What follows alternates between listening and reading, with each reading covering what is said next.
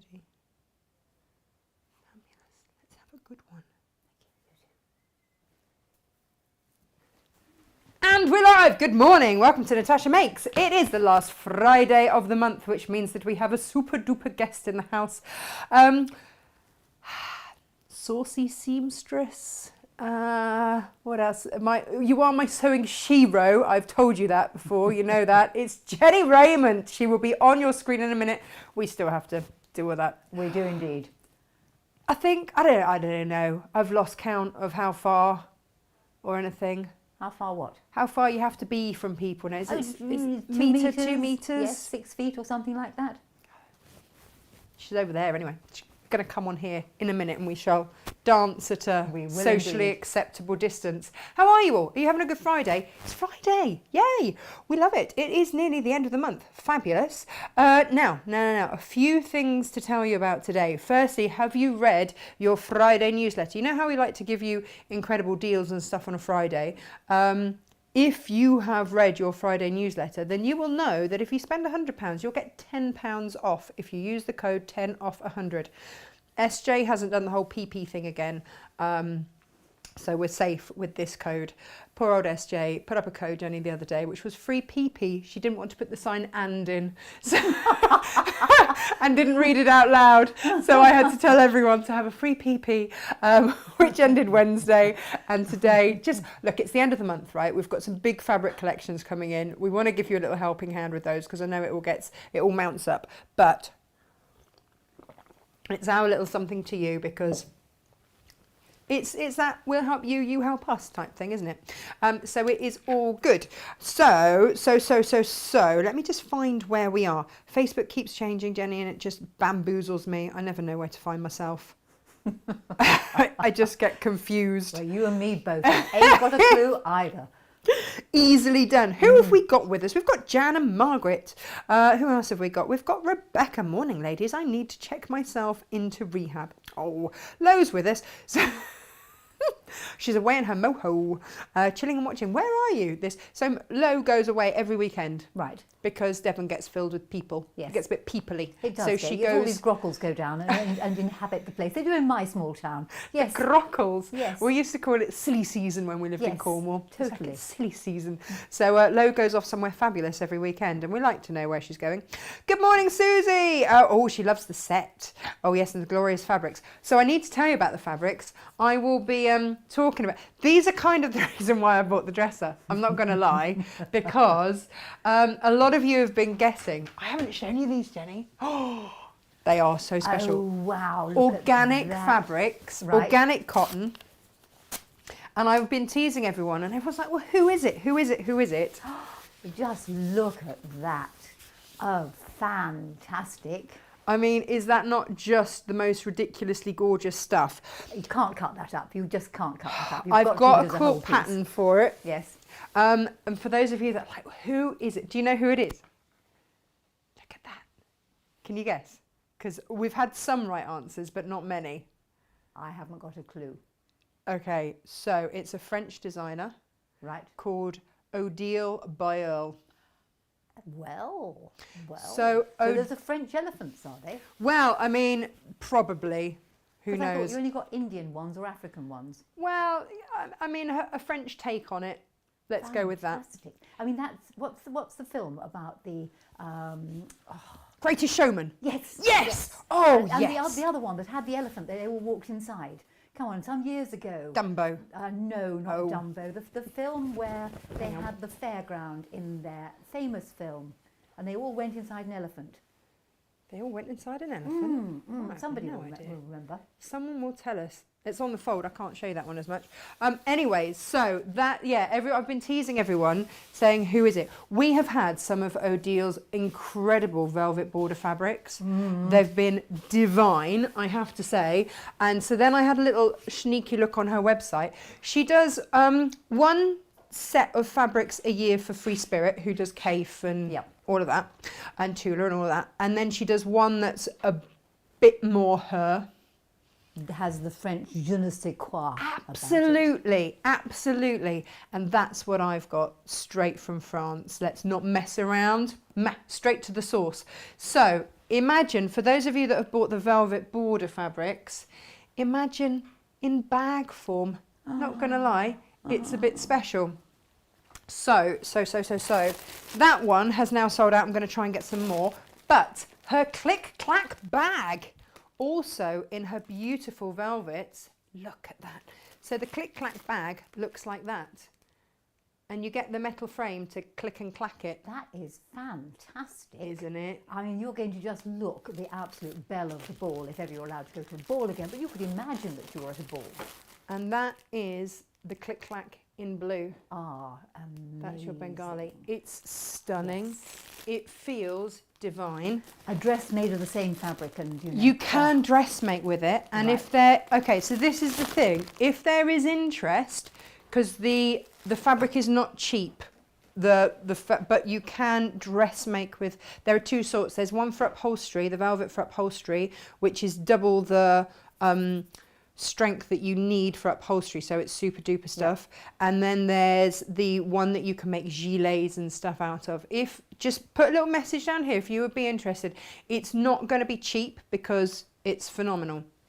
Yeah, But and it's French. And it's French. Does that put money on it? No, it just gives it that extra little bit Je ne of sais quoi. quoi again. all over the shop. Absolutely. Good morning, Francis. Good morning, Sharon. Karen even. Good morning, Margaret. Stretch your arms out, Natasha. Your fingertip to fingertip. That's how far apart you have to be indoors. 6 feet. Oh, okay. Liz was very excited, and Joan's here, and Leslie's here. Good morning, and Jane and Heather. Good morning, and Karen and Myra. She's very excited. She's woohooing all over the place to have a special guest like you. And Maggie's here. What a lovely surprise, she says. And Claire's here. Oh, Adam and I are sewing quick bucket bags for Ryan's teachers. Oh God, it's nearly end of term, isn't it? Got to do all that. You have indeed. Shenanigans. Yep. Oh. Crazy for the teacher. Apples don't work anymore. Do you know what? I've got to really ramp it up this year. What, 2 apples? Half a vegetable stall because 2 apples and a carrot and a banana. You make a smiley face out of that. I was just going to say, do you want to build a snowman? But it's not really the season, is it?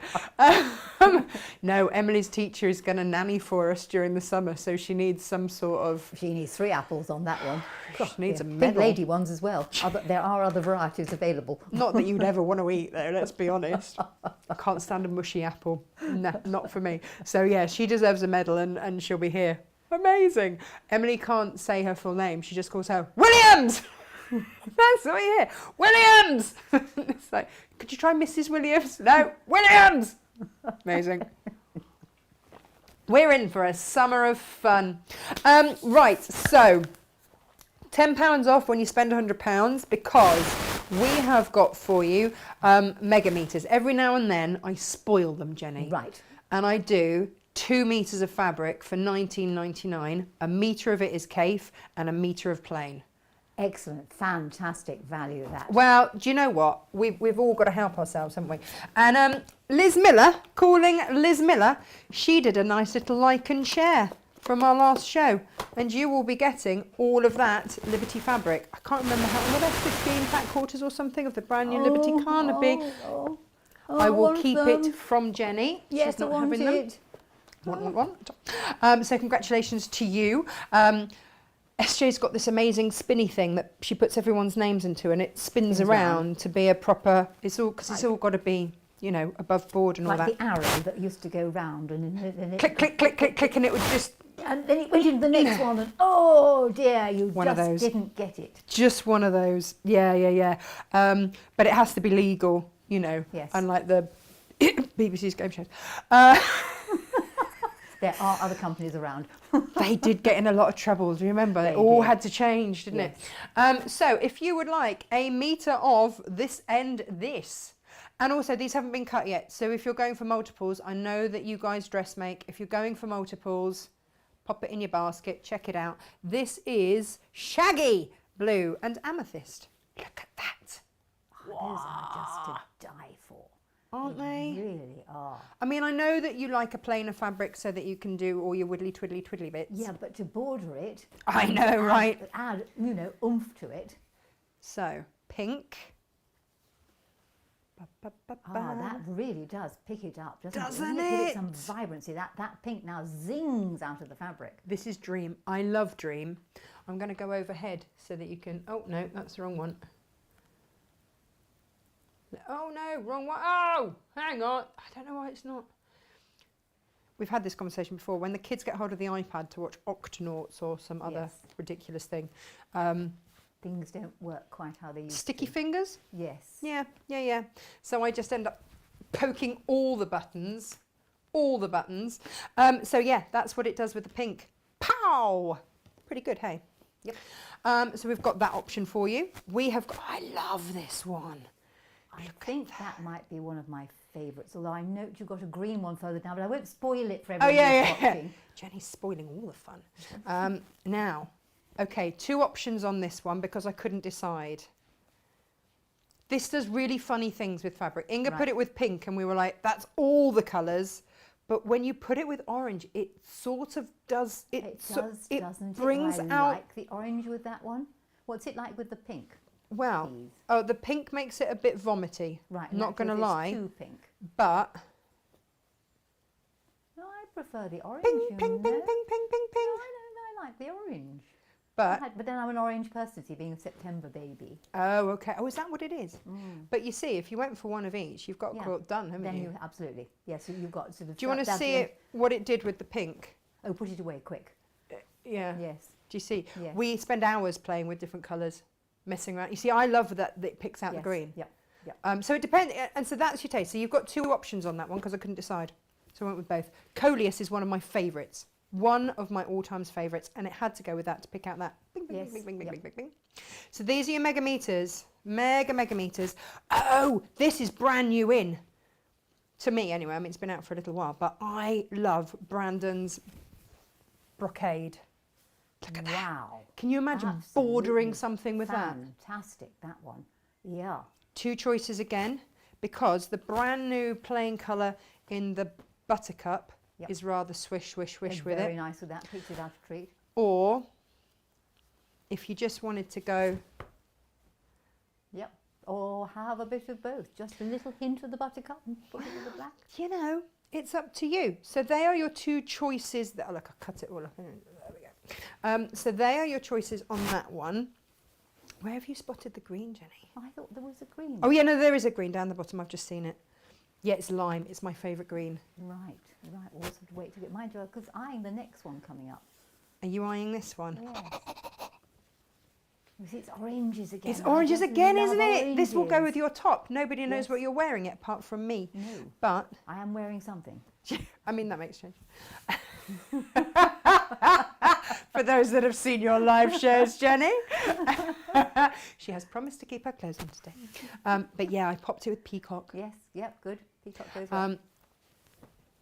Just loving this. I mean, when you're thinking sort of using this big piece, sort of bags, skirts, tablecloths, cushions, great big squishy soft cushions, and then pipe it with the peacock in that case to add that little touch. That little kazing. Green.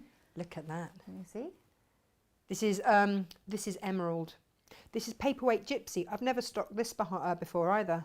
No, I like this that. Is new in. And you see, you could use that as a ditzy, couldn't you, Jenny? You could use it. That will work very well with piecing, because it's a small enough pattern. You're not going to sort of obliterate the pattern and cut up those wonderful flowers. So, you know, great one for piecing, that one. Paperweight is one of Kaif's very first designs. Really? Yeah, it was one of the first things that he did. That and the Millie Fury. Now, I love Brandon's zigzag. Yep. With lime, had to be done. Yep. Would have been rude not to. Don't know what that is, bit of fluff. There we go. And the zigzag will work even if you don't keep all the zigzags going the same way. Have them going every which way. Well, they do, because they sort of stop. Sort of op art, pop art. Just trying to think of the artist Barbara. Somebody will tell me, the one who does all the stripy paintings. I don't know. I'm just thinking Woodhouse now. No, it's blatantly not her. No, it isn't. Blatantly not Barbara Woodhouse. And I now can't think of any other Barbaras. So you've got that option, and then the cactus flower, Jenny, is one of my all-time faves. And I played around with lots of different colours and then hit on marine. Yep. I can see curtains in that, a blind in it. Oh, I've know, got cushions earmarked for this on my and sofa. line it with the blue, the blind. Yeah. And give it perhaps a piped edge, you know, give it scallops for the edge to pick up the scallops in the flowers. It would be rude not to, wouldn't it? Yep. You see, I do bags galore out of these because I heart them very, very, very, very much. So they are your meter madnesses. And then the Garden Life fabric is in. It is in. If you are a Tilda subscriber, 2 things to say to you. Firstly, your subscriber fabrics will be sent out before the end of the month. I am cutting them today and tomorrow. And also check your email. As a subscriber, you get certain perks. Check out your email. But it is finally in. They sent it in 2 shipments, 2 shipping containers. One got here, one didn't.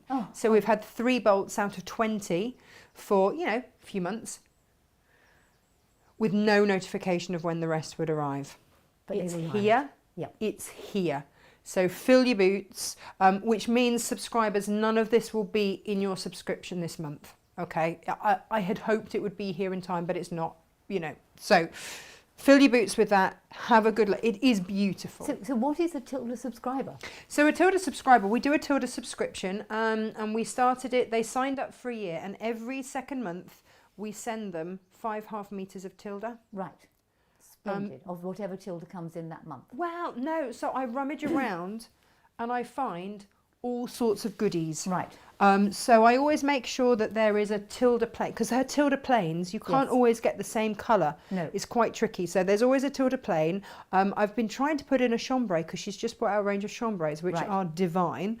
And then I'll put in like one of her ditsies or a, so you'll get a ditzy or one of the nice little checks or things that she does. Very nice. And then you tend to get 2 of the bigger patterns in there as well. Well, that's super, because then you've got the good blend of all sorts of bits and pieces to go together. You can do your blocks with it because you've got your background, your positives, your negatives and everything else. You can use them for so many different things. So much time goes into planning which colours and which when, and then by the end of the year it's all planned out so that you will have such a variety of colours and shades and just scale as well. It's taken a lot of planning. It's the same with the cave subscription as well, which will also go out in the next day or so.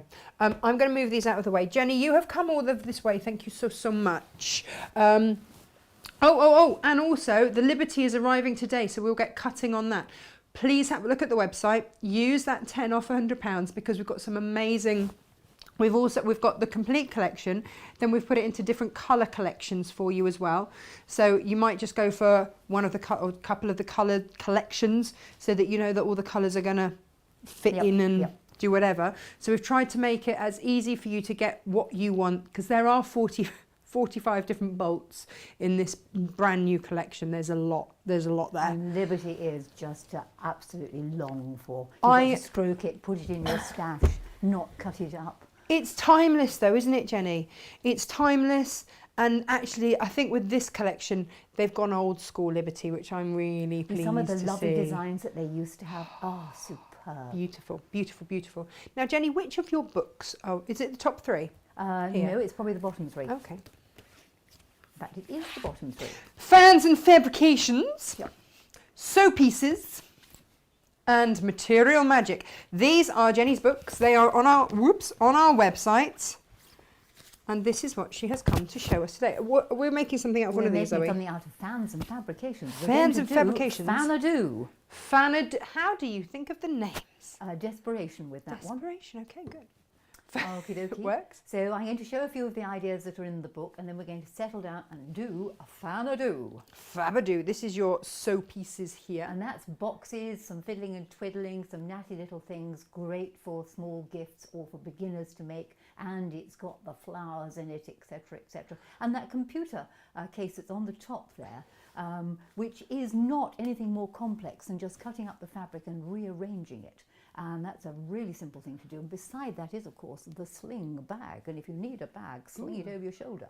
It's one of those soft bags you can put inside one of Natasha's bigger bags. So when you've got more shopping than fits in one of her bags, you can put it in a sling bag and sling it over your shoulder. I mean, yes, because let's face it, we're so starved of shopping We are when so we starved. when we We've actually just got to go. do more. And we these days might you've got to get have. They're going to overexcited. charge 20p for a carrier bag. You can't have that. What?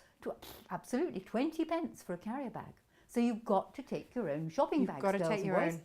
It's the most environmentally friendly way of doing it. Okay, This is that's rather the fab. lockdown book. And that has all sorts of things of Japanese folded. It plays with circles. It's got a couple of patchworky designs in there. And it's got those bowls, which are pretty sturdy. Down the bottom you can see. I'm going to get you to exactly look through these on an Yes. overhead, and you can explain to everyone. And then you can show everybody all your other books that we've got going on. So I'm going to get out of the way, Jenny, because I've talked too much as it is, and let you do your thing. Right, I shall come in. So I'm going to go out, you Move come off. in, we move off. Do you know what? It reminds me of our very first show that we ever did at Crate and Craft. were you the presenter? I was the presenter. And you had the temerity to not move. I didn't know. No one had told me. Right, this no is one a had quilting told classroom. me. Okay, I'm going to tell you all about the quilting classroom. Okay, so the quilting classroom was a very special show, and they stopped doing it for some stupid reason, but it may well go on a different channel called the Craft Show. I'm trying to talk them into it. Basically, what happened was it was the 8 o'clock show, and the On a presenter Sunday, wasn't it? It was on 8 a.m. on a Sunday. Sunday morning. Bear in mind, I left at 3 o'clock in the morning to drive 165 miles, and you had to be in the studio by 6. So I rock up to do the quilting classroom, and basically it's a teaching thing. So the presenter goes down the counter, you know what the counter is, and says, this will cost you 4 and 9 for the rest of your life, etc., etc. And then they're meant to clutter off. Well, No one Natasha told me to didn't. clutter off. You see, and I turned to her, I said, look, you've got to go, it's my go now. I'm the one that's on now. You can go and paint your nails and do something like that. And then I would be left to do whatever I was teaching, which I'd have all the stage samples and I'd sew a bit, and then there'd be this bit, this and this bit. And I hated wearing the talk back thing, which is where you have to have somebody telling you in your ear how much time there is left. Well, that was no good because I tended to say yes, no, or thank you. And the viewers got a little bit puzzled as to why I would suddenly say, oh yes, or thank you, when it was obviously nothing to do with what I was talking about. So I wouldn't wear it, and I'd watch the clock. There'd be a clock over there. And apparently, when I was aware that I was running out of time, I speeded up. So I did everything a little bit faster so I could get it done before the end of the show, when the presenter would rock back, having painted her nails, and then proceed to finalise it. But I have to tell you about this week. Oh, what a Lulu, what a ditzy I was. 4 o'clock show on the craft store. Okay, I am tired because I've been working the last 3 shows. I have no house at the moment. I have no home. It's a dust bowl. And if I cough and splutter, it's because I have breathed in an awful lot of brick dust. We've got you water and coffee at me the water, ready. I've got my coffee. Yes. So just, you know, it's nothing strange. It's just brick dust. I have no downstairs. It's all been dug up. I have no doors hanging. I can't actually live in it, but I'm sort of camping in and out and going back and forth. Anyway, that's by the by. So I'm a bit tired by 4 o'clock. And the show starts, and I forget who was on with me, but she eulogises about, you know, the Calico Queen and the amazing Nipper and Tucker, and turns to me and says, Jenny, would you mind saying a few words? So Jenny obligingly says a few words. And Catherine, I think it was Catherine there, said, oh dear, there must be a problem with Jenny's mic. We can't hear her. So I look down, I think, oops, I'm not wearing it. So the mics are kept down the corridor and in the production department. You see. So I hurtle out of the studio, down the corridor, towards where the mic is kept, to hear the production team saying, I don't know what's wrong with her mic. We can't raise it at all. There's something awfully wrong. What are we going to do? The mic's not working. I said, the reason why the mic's not working, guys, is I'm not wearing it. I was going to stand in the studio and shout really loudly so you could hear me in Scotland, because believe you me, when I have teacher voice on, you can hear me all over the room, and I have no need ever of one of those microphones, which is a pain, because you know, people talking to microphones and they hold it here and you can't hear them, or it's too loud, or you get feedback. No, just raise your voice. You drop it down an octave and you raise the voice. Anyway, just the raiment voice the will raiment do. voice. Thou shalt do as you are told, or you will get the death stare. Okie dokie. So Tash wanted me to quickly go through these books. So the lockdown book that's here featured all sorts of various different things. And you had a There we quick go. sort We'll of go through. overhead so people can have Go a overhead so little you- look. A little look. So it does have in this particular design, which is the interlocking triangles one, it has reusable Christmas crackers in it. You know, if Nice. you want Christmas crackers, these reuse. They pull apart, so you can reuse them again. Whoa, whoa, and whoa, again whoa! and What do you again. mean they pull? How do they pull apart? Read the book. Okay, I'm not telling you that. Fabric bowls are in, and they're very sturdy. You can be really flat. And think of calf facet, or cafe facet if you must, fabrics with these particular bowls. I mean, it's only how he says his name. Hey, tell you something funny. I was on a bus going to Houston. I was teaching at Houston. This is the world's biggest quilting festival. And there's this chap sitting with another man behind me, and he's waffling on about something to do with the patchwork world. So I turn around and say, "Oh, who are you and where are you from?" Of course, it's Cafe, isn't it? I was supposed to recognise him and bow down, touch my forelock and grovel a bit. Well, he didn't recognise raiment, and he should have done. It has things to do with folding circles in. Mind if I was fully dressed, you see, so that's probably why he didn't recognise me. I don't think he would have And I been haven't- worried about I you haven't not fully got the- dressed, to be honest. I don't think so. You're not his cup of tea, my No, love. Sadly, I'm not aware of these things. And there was one presenter on another telly channel I was working on that I flirted madly with, and somebody afterwards said, "You're wasting your time there, girl." Come on, he got trousers on. No, I'm not that bad, really. Slightly wound up because of no sleep, too much dust. Okay, moving We'll into just sew keep pieces. shoveling some caffeine in you. That'll help. So Sew Pieces, again, another book with a wide variety of different bits in. So it's got your computer cover there with this interesting way of cutting up fabric. It has funny stories in there. You can see what the red thigh boots were worn for. Various twiddles and fiddles in there. Then there is a Japanese bag that comes from a rectangle. There's your Speedy Specs case. Here we have the triangle propper-upper. Great idea for propping up that iPhone. Sorry, there are other makes available. Or your other tablet or something of that nature. I'm now trained whenever I mention a trade name to say there are Yeah, other no, I'm makes impressed. You don't have to worry here. You're No. all right. in that case, iPhone. It's got the fancy fandango in it, a useful thing for that, petal fabrications, and then it's got various boxes which you can do a variety of sizes. But coming on to Fabulous. fans and fabrications, which is one we're working from today. And this one So we're these have got templates in as well, got hasn't it? templates in, So it's yes. got all your templates in the You've got back. all your templates. You need have nothing more than the book. It has funny stories in it too, as to why it says about teeth cupboard. That's where accident with my teeth. It's got various bits in here. Hang on, another funny story. accident with your... How can you have an accident with your teeth? Which teeth one was that one? Oh yes, that was Which the rather... teeth?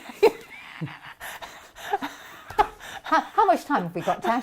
As much as you like, Jenny. This Okay, I will this tell is you- your I will tell takeover. the You teeth do what you story, want. all right? The teeth story. Late husband, this is. I am going to Spain, I think. It doesn't matter not where I'm going. And I happen to have, for a variety of reasons, a lower denture, okay? And I'm supposed to change that. I have two lower dentures, and that goes back to another story when I threw my first original, only single lower denture down the lavatory in Chicago. That's another story. So I've always had two made ever since. So I have two lower dentures, and the dentist said to me, he said, you should wear them alternate weeks to, spread the wear out. Well, one was comfortable and one wasn't.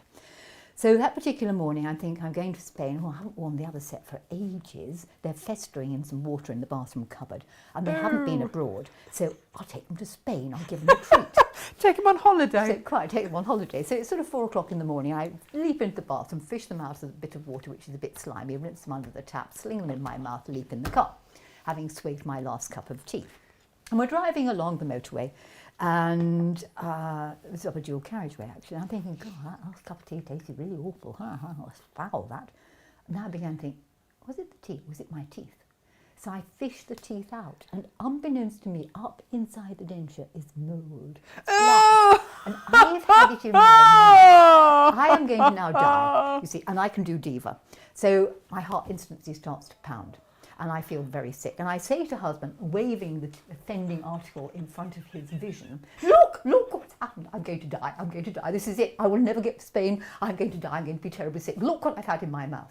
He, glancing down at my teeth and realising I was in distress, inadvertently put his foot down on the accelerator as we went past the speed camera. Whoops. So we then get done. So I now have a husband who's driving my car, so I pay for the fuel, with points on his licence because we're going to get done for speeding. And the reason why he's speeding is because of my teeth. So silence falls in the car. He is now in mega grump mode. I am in panic mode because I'm going to be dead surely before I get to the airport because of the poison I've ingested. So we get to the airport and there's a sort of goodbye from him. And I think, at least I can clean these things. So I go into the ladies' loo before we go through to airside and I clean these things. And I think, well, how can I disinfect them? Then I remember, in my bag of little bottles like you can take on board is a small bottle label shampoo that has brandy in it, you see, because you never know when you might need some. And in your shampoo? We all know. No, it's a bottle, just label shampoo. It's only yay big. And we all know that, alcohol actually is quite a good disinfectant. So I pour some on my dentures and rinse my mouth out well with brandy, proceed through to airside and go on the plane. And I must confess, the flight attendant did look a little surprised, this woman reeking of brandy, what was it, sort of 5:30 in the morning. And she never noticed how remarkably clean my teeth were. Well, I mean, how rude of her. I'm surprised you didn't whip him out and whop him in front of her face to just prove the point.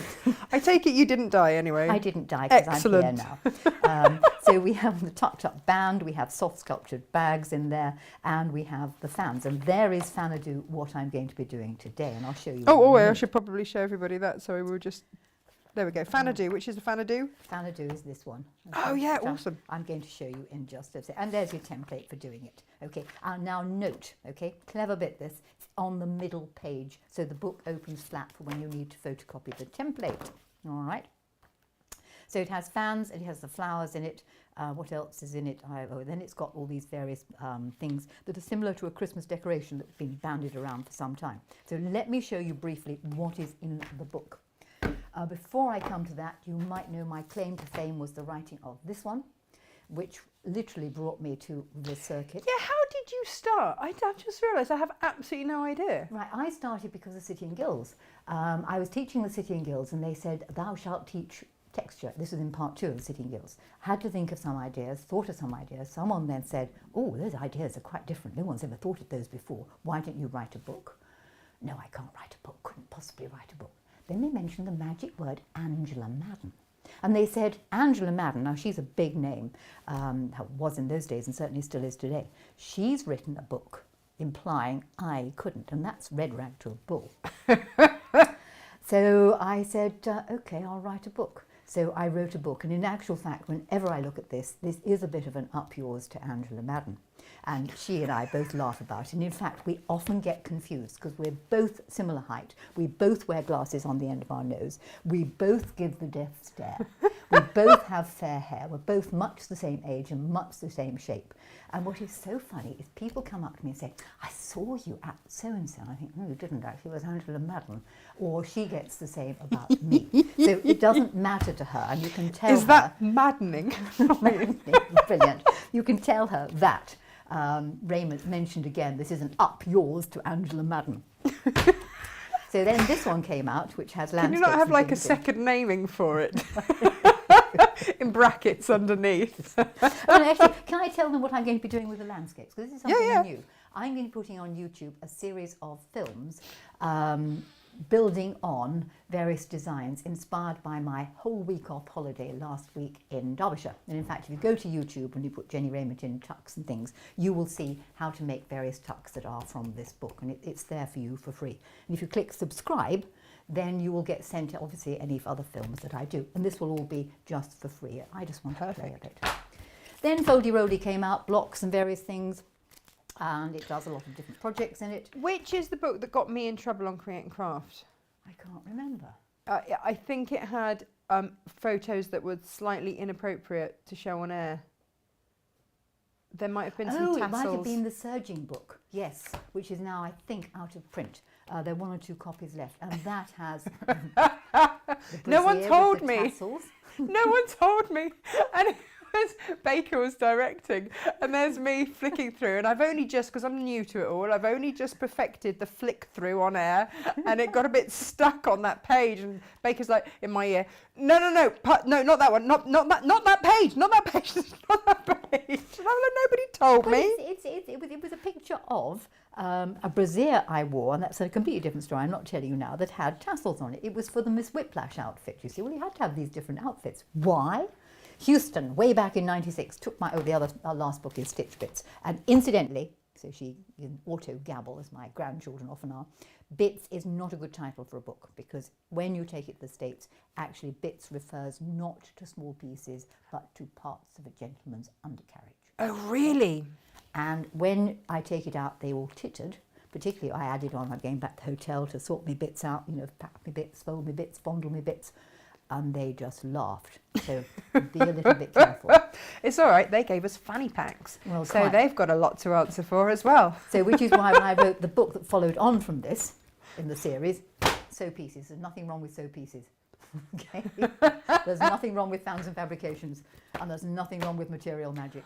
I have checked it. But Jenny, that's kind of fun. Well, yes, you see, I mean, in Britain it's fine, Stitch Bits, but in America, gentleman's undercarriage, and I've just told you to sew it. Hey ho. Okay, so let's just work, let's put those so I can actually reach them. Work very quickly through a few samples. So she going over here, and It's like show and tell. it's like show and John tell. Cole Morgan says, I can fanadoo, can you? Fanadoo to you too. Okay, the flower. Do you want to go the overhead? Jess? Oh, yeah. There is the flower, which could, if you twiddle with it, look a bit like that. Oh, Could, nice. if you twiddle with it, look a bit like that. Ooh, That's lovely. the flower. If you wanted to, you could combine loads of little flowers together. Oh, I like Okay, that. have lots of flowers. Then, of course, there is the fan, and here is the fan as a cushion. Nice. A lot of my ideas are best done with the smaller ditzy prints or your plains or your batiks, because then they will show the texture. If you work with too busy a pattern, as with when you're quilting a design, the busy pattern will obscure the tucks or textures or maybe the quilting. And Yeah. incidentally, a top tip on the back of your quilts, if you put a lovely fabric on the back of your quilts with a fairly busy design, if you slightly screwed up on the quilting, it won't notice because it'll be hidden by the busy design. So fans over there, I'll move that out of the way in case I need it. Here we have fans and the flower combined. Oh, nice. That would go And with this a new dresser. even has hand stitching. Oh, Just now, be come a on. little bit careful. Do you know what? I'm going to, there we are. Oh, it's a Okay. bit like Sashiko in It it. is sashiko, tash. That is sashiko, or sashiko as it's called now. Yeah. Apparently you miss out the middle bit. So done lovingly by hand. Okay, let's move that out of the Amazing. way. Slightly bigger version of the same thing, but with no hand stitching. So there you've got a bigger version of the same thing, and we're doing these two designs today. Move that one out the way. Then there's playing around with squares, folded squares. This is nothing more than squares folded. Jenny, can you switch your mic round up so it's up the other way? Oh, Just flip it round. I can do. Let's go. No, okay, hang on, just have to wait while I take it apart. Just someone get just said they horrible were crackling. struggling to hear you a little bit, so Right, we'll flip it up. we'll flip it up. Right, is that any better? How's that? Can you hear me? I'm going to say great. I have no idea. Any ideas? Can you like to tell They'll Natasha? soon tell me if it's not. Right, okay, There we so go. this is literally folded squares, and it's Oh, I just like the way you this. lay the colours down that gives you the woven effect. Oh, nice. And you could use it as perhaps a thingy for the Christmas table, and these again are just squares. It's just the way you fold it and the way you put it in the seam. Then we've got soft sculpture. Now, this is not the Camden bag, so this is literally a way of using up all your leftover strips of fabric, and whether you use up a leftover design roll or just strips and all those oddments of wadding, that's how it works. Perfect. Now, you could make a shopping bag out of it. Put that back in, you're not meant to see that just as yet. You could make mats out of it. You can even make it into a bowl, or you could turn the bowl into a hat. Now, how about this for a really fetching hat? Okay. Oh, Jenny, my 2-year-old was after a hat this morning. Where were you at 7 o'clock? Went nice. You see? All right, it's good, isn't Oh, it? it's got a little bow on the it's side. got my signature flower on it, I'll have you know. Amazing. Yep. Instead, if I look a little pale today, it's because, oh, goodness knows where my makeup is. But you could actually have made it into, it makes bowls and things like that, so that's something to do with that. Then it has these Christmas decorations in. I've got them upside down. Okay. So there's something around that uses 12 squares. It's an absolute nightmare because if you don't print the right template off, and you're not meant to print the template off because it technically is copyrighted, You can't change the size of it without redrawing the template. So I thought, right, there's got to be an easier way of doing it. This has 8 sections, not 12. And you can do this design any size you like from a square. So whether you have it that big, or whether you have it this big, or whether you have it this big, or whether you give it rounded edges, or whether you take the idea, the technique, and you say, will it work with diamonds? Will it work with hexagons? It works. It's a way of folding. And all you need is a hexagon, a diamond, or a square. Now, this is a funny story, this. Harrogate. I'm at the Harrogate Quilt Show, and I'm demonstrating how you can do the design, because you can do it from a square of felt. And I had made a couple of these. They actually were matching pair, but it doesn't matter as not. And I just finished demonstrating how it went to a crowd of ladies, and somebody had a husband with her, back of the crowd of ladies. And one lady has the temerity to ask, what do you do with it? So I said, well, fairly obvious, you know, you could put it on your hair, you could have it on your hat, you could have 2 of them and put it on your chest. You see? And I looked up and I saw her husband, tall, thin, elderly looking gentleman. I thought, oh God, no, no, it's sexual connotations. I need to be banned again. I've already been banned from various places. So I said, I'm terribly sorry. I didn't mean to offend. I hope I haven't upset your husband. Oh, good God, no, she said. No, no, no. If this devil's a post, he wouldn't understand the thing in any case. I thought, that's not what I saw in his eyes. Anyway, time passes. They clutter off. And half an hour later, down the end of the row of stands, he appears. I get a wave. Back again, about 3 hours later, obviously when they're on their way out, down the other end, he appears again. I get another wave. So girls, and indeed boys if you like, if you wish to entice anything in the bedroom department, you could make it bigger, you could make it smaller, you could close up the opening and add a tassel if you wanted, but 2 of these might well do amazing things for you. Anyway. I mean, this is all for free, right? This is all extra added advice. Okay, so what we are doing we today, do actually have a genuine question, which is, Jenny, are the templates in are they actual size, or do they need to be sized up when you photocopy? They are actual size. Actual size, because people don't size up things proper. Okay, so what we're doing is Fanadoo. So there is Fanadoo, okay? And if you don't like those colours, here is Fanadoo in oranges and things, okay? Because you love oranges. We've discovered that today. Yeah. So the idea is basically to make up 2 fans and 1 flower. If you want the measurements for this, if you go to jennyraymond.com, my website, and look under workshops, Fanadoo workshop, you will find all the sizes I am about to use, okay? Now, Tasha's very kindly given me some fabrics. I'm going to put those to one side, which is nice of her. And I'm using the plain. Now, Tash, tell me what colour it is, the plain one, please. It's blue. Okay, it's blue. All right. It is blue. I think it's the chambray. It's a chambray. Yes, I would have said it was a chambray. And I've chosen to go with it to make the fan. This is a very pretty little ditzy print. That is Lewis and Irene. That's part of the Love Blooms collection, Lovely. as is the pink. As is the pink, yes. And that. So I've chosen these to actually make up the design. This will be the backing square, this will be the fan part, this will be the little inserts that go in there. Right, how are we going to do it? Well, move number 1 will be to take the square you're going to use for a fan, which happens to be 12.5 inches. And you want to fold it in half. That makes sense as to why you wanted a 12.5-inch ruler this morning. It all becomes clear now. Yes. It's like, Actually, yes. This, I must confess, this particular ruler I find is so useful. Yes, you can have the bigger one, but this Creative Grids 12.5-inch ruler is just, you know, the bee's knees, because so many blocks in the patchwork world are 12.5 inches. That's raw edge to raw edge, so you can square things up, or if you want to do an applique or something like that to fit all the other blocks, you just cut round it, as I did.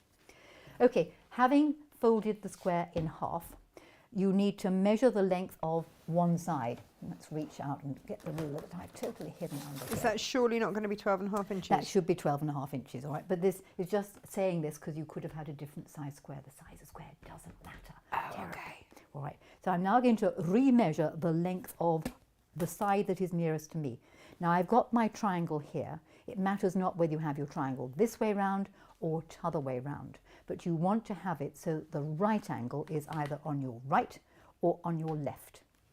Measure the length of the side that is nearest to you, the straight side, 12.5. Keeping the ruler on the sharp end, the pointy end, you're going to move the ruler in a bit into the fabric and make a mark. Now, I'm going to use a black pen. It matters not what you make the marks with because you're going to be cutting through that line. So you could use any pen you like. I'm going to move the ruler again. So I'm constantly measuring from the pointed end of the triangle. You only need to do it about 4 times, 5 at the very most. And again, measuring from the pointy end of the triangle, measuring from the pointy end of the triangle, and finally measuring from the pointy end of the triangle. This is not vital. If you get it a bit wrong, it doesn't really matter at all. If you forget which end of the triangle, look at my face. My nose is particularly sharp. My sharp nose, all right, the sharp end there. When you've done that, you just need to cut through those arcs, and I can't find where, there it is. Whether you cut scissors or whether you just run your rotary cut around it, again, the choice is yours. And hopefully when you open it out, you have a quarter circle. Oh, nice. Oh, that was easy. Right. We're now going to take the template, and the template, as I said it was in the centre of the book. And basically it's just an arc marked out at degree intervals. Had you chosen to do this, you could have actually drawn your own template up using a protractor.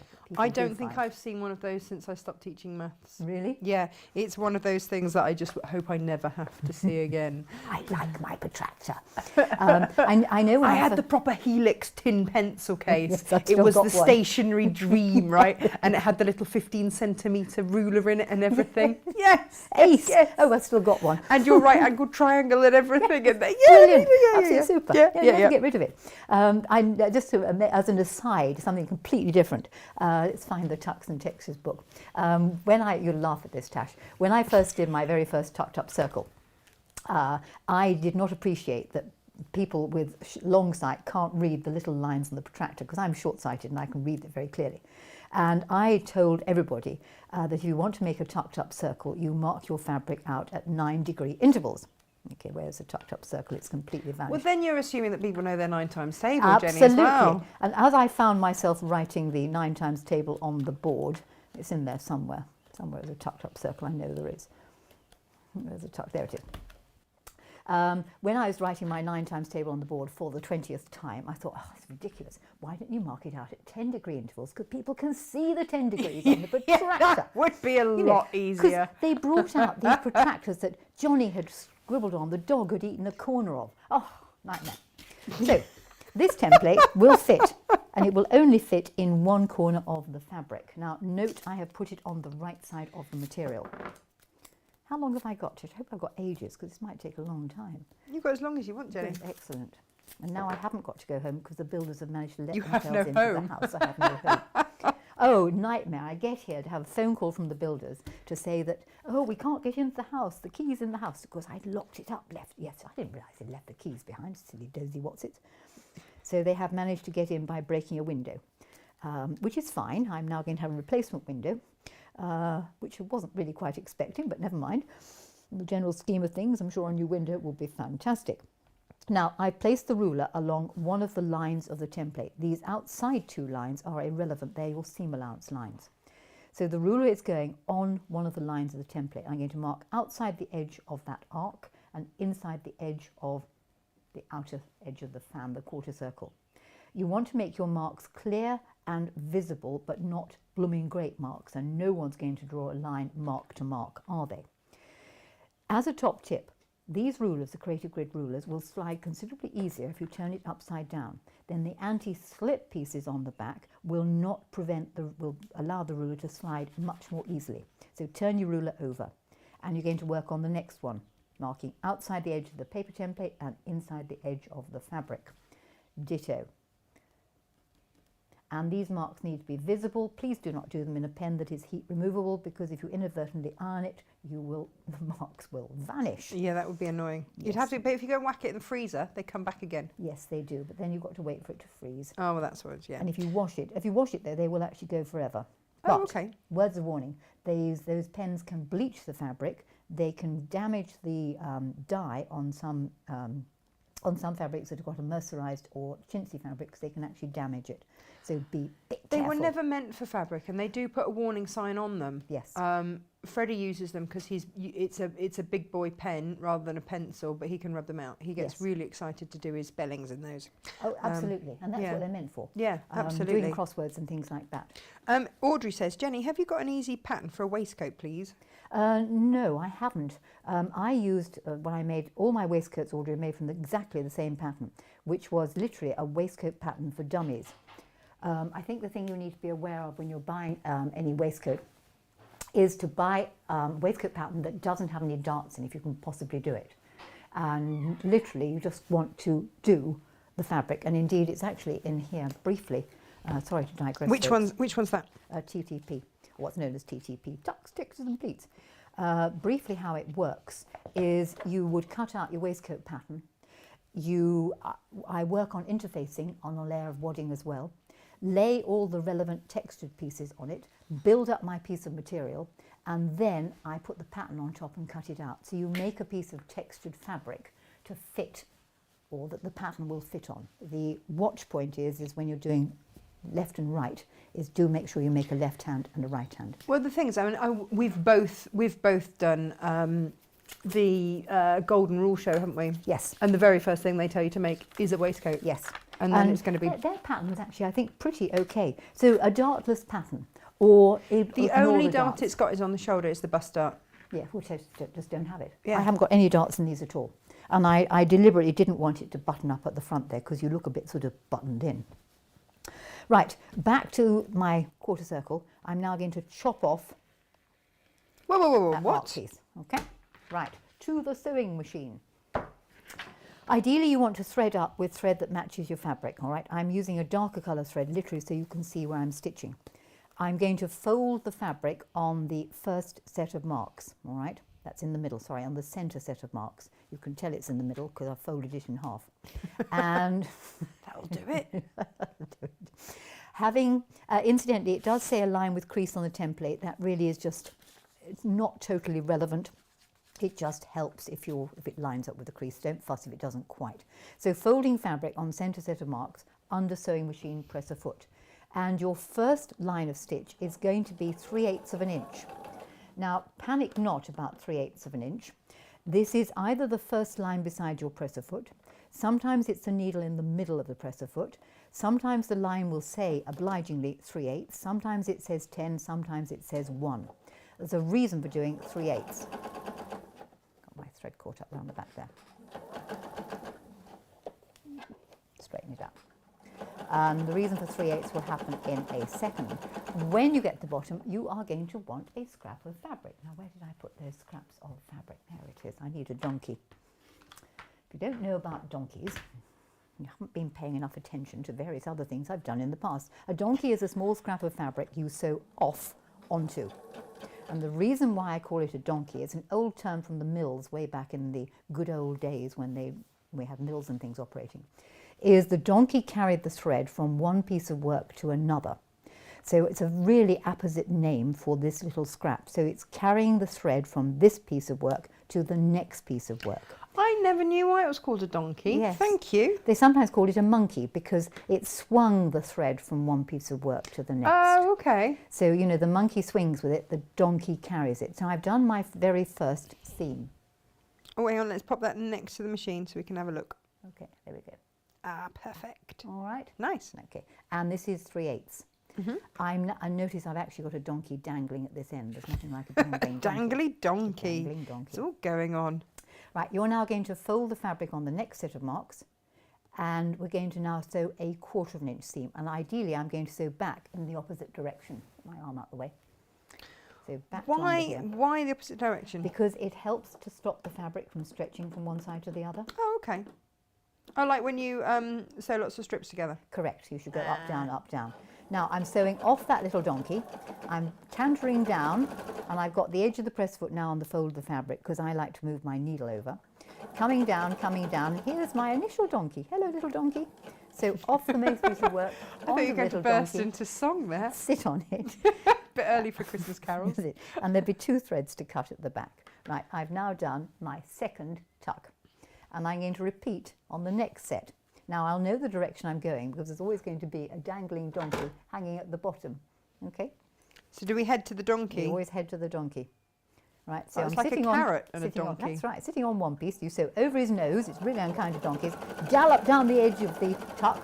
Here's my other little donkey waiting for me. Hello, little donkey. Onto it. Cut. Snip. Okay. Right, done that one. I'm now going to be going this direction towards that donkey down the bottom there. Do you have this much fun when you're just sewing on your own? Talking to yourself and galloping down and... I bet you do. I bet you just entertain yourself, don't you? No, because I know what she says. Oh, I've heard it too many times. Do you not make yourself up a new little a new something to say? And the last one. Sometimes, but of course, my brain is so full of fluff, I've forgotten it. So it's uppy downy, off one donkey onto the other one. The trick is to sew onto the donkey's back and sit on it. All right? Right. Sit on the bank donkey. You sew over his tail, onto his back, and then you're going to leap off across his head. It's really unkind to donkeys, so I hope no one has a donkey sanctuary. Okay, I've got two donkeys outside, Jenny. Gert and Daisy would not be impressed with today's demo. Okay. It's really too, I'll pat the donkey. So I've got 4 tucks of a 1/4 inch one side, a big tuck in the middle. I'm now going to do the same thing on the other side of the tucks. Okay. Down here. And this time I'm going to have to cut the donkey off from where he's dangling and shove him on the bottom of this one. Geraldine says her donkey is going to work hard from now on. Right, so there we go again. And I'm going to do it the next one. It's just a useful trick, and sometimes they're called leaders and enders. Sometimes I used to call it a thread saver because it saves thread. Yeah. Basically what happens is you don't have to, I know you've got machines that cut the thread, but to be quite honest, sometimes it's better to do this because the machine is still stitching. It doesn't unthread the needle, it doesn't jump out of the take-up lever, it doesn't mess around in the bottom bobbin. You also tend to sew straighter because you're still thinking sewing. You don't get to the end and drift. That's true. I do sometimes drift. Because you sort of get to the end and you drop your shoulders and you just veer. But if you're still thinking sewing, you tend to maintain that seam. And then snip, snip. And we're nearly getting there. And then I'm going to press it. Okay, so uppy downy 1/4 inch tucks. Right. And of course, when those of you watching at home, when you choose to do this, you will be sitting down at the sewing machine with the sewing machine straight in front of you. Okay, and the last one. Jenny, how old are your grandchildren? My grandchildren are just 6, just turned 9, and just turned 11. So with the just 6, did you ever read them The Wonky Donkey? No. Oh, right. I haven't read them Wonky Donkey. The Wonky Donkey is a fabulous book, and all small children should have a version of it. Have you read Jack and the Flum Flum Tree? No. Oh, brilliant. It's a Julia Donaldson book, and it's all about Jack and the Flum Flum and Granny and her patchwork bag. Oh, well, this sounds perfect. It is absolutely superb. Right, I've got my tucks here, and I'm going to press 4 tucks one way towards the centre one, and 4 tucks on the other side towards the centre one. I'll deal with the centre one in just a minute. Okay, then you want to give them a really good flatten. What we're going to do with the centre one is it's going to get squashed flat. Now, you could use something like bias bars. I've just got the very thin ones here because goodness knows where my larger ones are. You could put a knitting needle up there. If you are in one of those coffee shops, one of those wooden coffee stirrers fits a treat up there. But what we're going to do is stuff something up the fundamental orifice, and there's nothing wrong with saying that at all. And everybody sniggers for some strange reason. Guilty as charged. I'm such a child. I can't help it. It's so silly. Fundamental, nothing wrong with it. Orifice, there's nothing wrong with it. It's a hole, okay? And I'm shoving something up it, no comments. And we're flattening it. Pam would love to hear you reading Wonky Donkey. Yeah, I think you'd give it a good spin. Yes? Yeah. I'll have to hear the one Wonky Donkey then. Okay, so I've flattened the middle one. And I press 4 one side towards the middle and 4 the other side towards the middle. This is not my best sewing, folks, because I was doing it slightly sideways. Right, turn it over and give it a quick flatten on the back. Right, I'm now going to take the background square it's going to sit on. So here we have background square. Lay the fan onto the background square. Okay, and hopefully it will fit pretty well. If not, jiggle it a bit. Nothing like a spot of jiggling. So it's a fraction hanging over there. Does it matter? No, it matters not. Right, put a few pins in it to hold it in place. There we go. Okay, the centre here has to be covered, and there is the template for covering it actually on the page in the book. So just let me show you to reassure you. There is the template for covering the fan. You might need to cut the one that's in the book down a little bit, but it's simply because this fan is slightly smaller than the recommended sizes in the book, but the sizes for doing fanadoo are on my website. So this quarter circle fits on that corner, covering up the raw edges. Jenny, is that where they can get the rest of your books? Because we've only got 3 in today, because I know some of the stock levels are... Yeah, they're pretty low. Yeah. And that is fine. Now, I could use the quarter circle that I cut off, or I could use a different colour, and I'm going to have the pink. Now, it's with a this pretty one. Are you going to fussy cut? I'm going to sort of fussy cut it. Oh, fabulous. Sort of fussy cut it. Let's put it on the back there. Right, when it comes to... Draw myself a line, see if I've got it vaguely in the right place. Yeah, vaguely, that'll do. Vaguely will suffice. Right, when it comes to cutting out your quarter circle, you want to cut flush with the template on the sides, but hack round it, allowing at least 1/4 inch, if not more, on the arced edge, because this is going to be turned over the template. Right, so put the template on there. What I tend to do then is go and press it over the edge of the paper, and then I will machine it on using a long stitch. So back to the good old iron, press it over the edge of the card.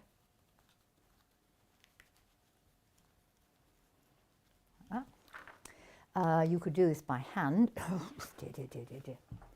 or you could do it on the machine. So on the machine, I'm going to set the machine to a really long stitch.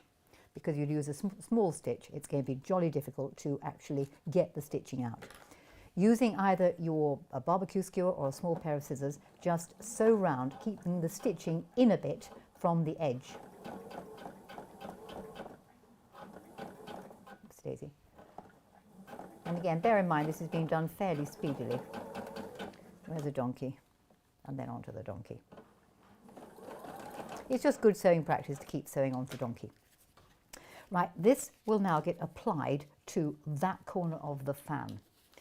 And the stitch that I will now choose to use to sew it down with will be a stitch that doesn't actually go through the paper, it only goes through the fabric. And you have a choice of stitches. One of the stitches, which is knocking all her pins all over the place, could be something, if you're working on a banana, you've got the blind hem stitch, which is several straight stitches and a bite. Okay? Do you want to put that up close so we can see? That's what you get on the banana. There's also something called the applique stitch, which is sometimes 2, sometimes 3, and a straight across and back. This particular machine does both those stitches. Now, if you're working on a banana, use the blind hem stitch, and you want to shorten the stitch length to about 1 and the bite to about 1.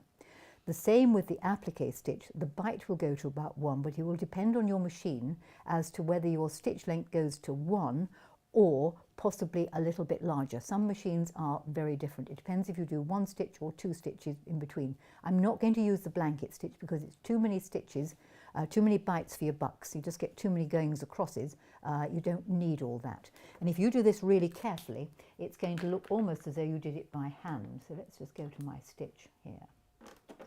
See if this machine will pick it up, which sometimes it's not terribly happy about doing it. Right, so underneath the machine, the best presser foot to use will be any one you can see through the front of. So I'm going to use an open toe. Now, technically, the open toe is the wrong foot for use because it has a cutaway bit at the back. And this cutaway bit at the back is really meant for your satin stitching to go through easily underneath the presser foot. Yeah, just let it slide, doesn't it? Yes, and if you use this for regular piecing, it will actually slip on your fabrics. You should have a flat-bottomed foot for regular piecing, but I'm using this because of the open toe. In an ideal world, I need an open-toed, flat-bottomed foot. If you've got a banana, girls, you can actually do this with your 0 foot. You can chop the bar out the middle, and you'll get a flat-bottomed, open-toed foot. Do not do it to the number 1 foot because the leg will fall off. Right, let's just flip the pattern over. Okie dokie, so I'm going to sew around here, keeping the straight part of the stitching on the outside, I'll show you in a minute, and the bite on the inside. You need to take that down a bit. I didn't take my bite down to 1, which is a bit daft. If you go through the paper, you just have to do what is known as ease it out. So the paper is going to come out at some point? The paper is going to come out. Ah, okay. Okay. The paper will only come out though when you have removed the basting stitching or the tacking stitching. So cut your way through the tacking stitching without cutting the fabric. There we go. Pull the basting out. And again, you'll be doing this with thread that matches your fabric, not navy blue. Deep blue. It's a nice blue though. Worked a treat with the William Morris. All right, so I've removed the piece of paper. And if we just take this to the camera here, yep. You can see down a bit. Can you see that was where the bite was a bit too big, and that's where the bite is considerably smaller, and it looks a whole heap better, almost like hand stitching. Okay, it's now fun time. And what we can now do is twiddle the tucks. And the tucks are going to get flipped backwards and forwards. And this is where, if you're lucky, you might have something called a quilting guide. And I'm just wondering whether mine's in this machine or what? Yes, it is.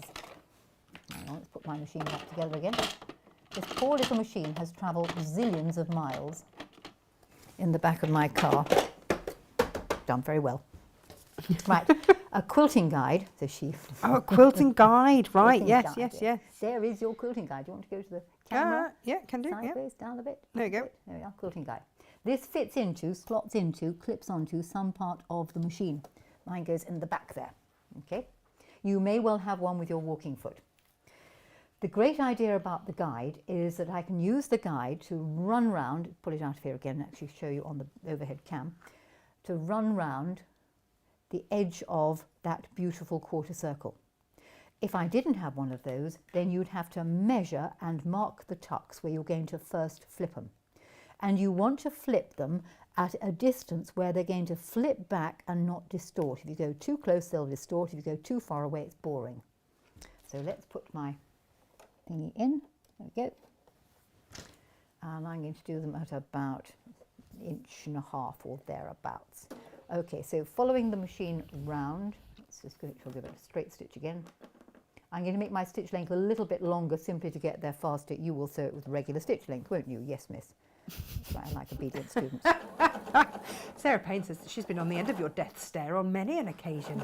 I can't imagine Sarah Payne doing anything wrong. I'd imagine she'd be model, absolute model. Hang on, I've forgotten to. What am I doing? How did I come to press my tucks? No, I didn't press my tucks the wrong way. They're absolutely fine. So just ignore me. I'm just having a silly moment. I think it's one's gone wrong. Never mind. There we go. And on to the donkey. Oh, Sarah Payne's watching. Hey ho. Morning, Sarah P. She says not at all. She hasn't done anything wrong. Right, for some reason I've done something very strange with that middle tuck. It should have gone the other way. Let's just undo it and flip it back the other way. I was laughing at Sarah Payne. You see, you upset me now, Sarah. Is it that easy to do? Yeah, well, you can I mean, she's not a mouldy denture. Look, hey, come on. Let's have the camera on this and I can show you what I did wrong.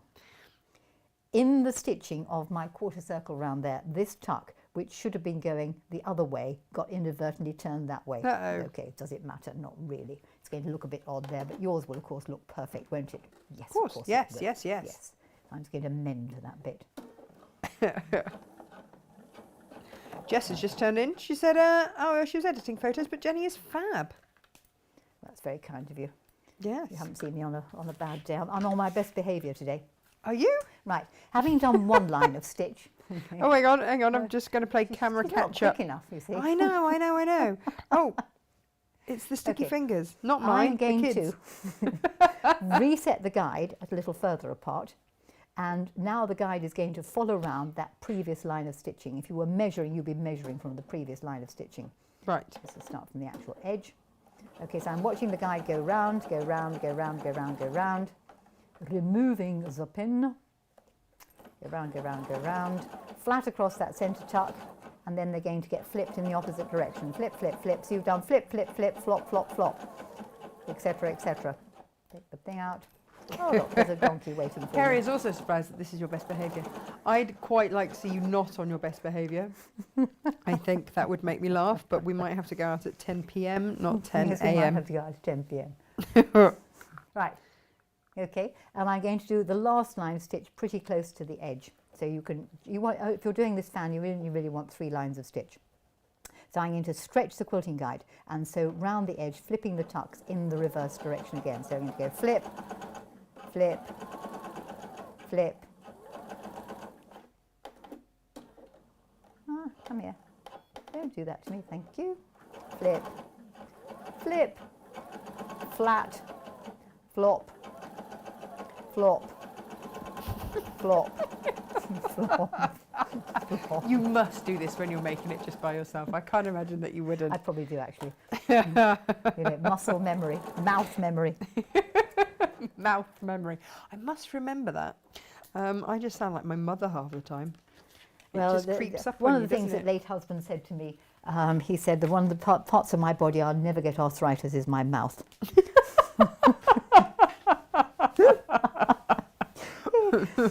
I'm sorry, darling, if you're up there. You know, all of If them you're now are up up there. Well, is there an option? Don't know. Don't know. How many mean comments like that did he make, Jenny? In fact, there's a whole row of them up there. So when I eventually go up in the pearly clouds, there'll be all these husbands waiting to see me. In fact, it's rather daunting for any new man saying, yeah, well, all the others are dead. No, are they? No, they're not. Are they? Yes, sadly. Oh my Sadly, goodness. they've all gone. Kill them off. Right, okay. I was going to say, what do you do to them? That's another after 10 o'clock show, isn't it? I haven't done anything to them. It's you and your felt patches. Well, quite. Well, there used to be the family joke is that, you know, that they couldn't cope with the fiddling, twiddling, nipping and tucking. They didn't mind the stuffing, but they couldn't cope with anything else. And on that, I shall rest my case. Right, I've now placed my ruler with the 45-degree line, so she returning to sanity, down the edge of the fabric I'm going to use for the bias. Now, ideally, you would not use the same colour as the background. And the reason for that is it's going to sort of chop off the design. But sadly, I didn't ask Tash for enough fabric to use for this, so I'm going to use this. You will use a different colour, won't you? Yes, of course. You can have more fabric. No, what would it's you all right, like? No, that's fine. It's I've cut it now. I've cut it now. Walk away. Right, 1.5 inches. And this is going to be my strip that's going to go round the edge. And I'm going to press this in half. You can Geraldine. notice on the Fanadoo I have here this one that I actually used a contrast fabric for this. Oh, nice. You can go around here. Okay. You know, it's your choice. It doesn't really matter. It's the idea of seeing the technique. And also it's quite good because it'll show you why you don't want to use your background fabric. People sometimes try to when I'm teaching this in class, and it's going to isolate the little pooky bits we're going to tuck in. So there we go. I hope you're sort of good to sit here till about 12, because it's probably going to last till about 12. Lo would like to know how many husbands you have actually killed. I don't think she's actually killed them. I haven't killed Lo. any of them. No. No. Let's go through it. I No, have been, not on your watch, Jenny. Not on my watch. Not on Jenny's watch. I have been divorced, I have divorced, and I am widowed. So I've actually, a bit like Henry VIII, done most of it. Just no beheadings. No beheadings, no. It's sadly I chose men that were often very much older than myself. So consequently there was a gap in years. And one was 19 years older than myself, so, you know, slight reason why he is no longer with us. My grandfather, there was 15 years between my grandma and her husband and my grandfather, and she just said it was always fine just until the end. You know, you get that gap, and then you it's do get that gap. Yeah. So there you go. Anyway, right, returning to what we're doing now, I've placed my press bias along that last line of stitching, and I'm going to sew it on using a 1/4 inch seam allowance. Let's just change the presser foot. Oh, I can't find where I put the other presser foot, so I'll stay with this one. Be anywhere. Did you put it away? I put it back in the box. I was tidy, but I'll stay with this one because I'll need it in a minute. Okay, quilting guide is no longer necessary. back under the machine, keeping the edges of your folded piece of bias lined up with that stitching. You will sew a 1/4 of an inch seam allowance. Amazing. Candida said, this is the most amazing show ever. Please, please, please bring her back. Oh no, I can't come back because I've nearly done all my funny stories. I doubt that, Jenny. I very much doubt that. We haven't had the skirt in your knickers locked out your hotel yet. Oh, good Lord, no. You're not going to get that. Hey, come on. You see, you have to pay for these things sometimes. Oh, okay. Okay. You know, in fact, there was one guild I went to that was very funny because I very often end my lectures with a sort of strip. It's terribly nicely done. You know, I'm a middle-aged lady. And I've got wobbly bits. And this particular guild said, oh, we don't want any stripping at the end. Oh, fine, okay, don't do anything like that. Do it at the beginning instead. Some of our guild members will get upset. Okay, well, I won't do it then. So it got to the end of the lecture and I said, right, that's it. And someone said, well, it isn't. I said, yes, it is. You haven't taken your clothes off. No, I'm not going to. I've been asked not to. So tough. And you don't get clothes taken off unless you pay. I think that's fair enough. That's a lesson for life, ladies. Yes. Right, this binding is now going to fold back over that raw edge. And I'm just going to trim the raw edge back a bit because we're going to tuck in some pooky bits. Let's trim a bit back. You can do a better job of trimming it back than I am. I'm going for speed. Don't do slow. Well, only sometimes. If I'm really enjoying it, I might do slow.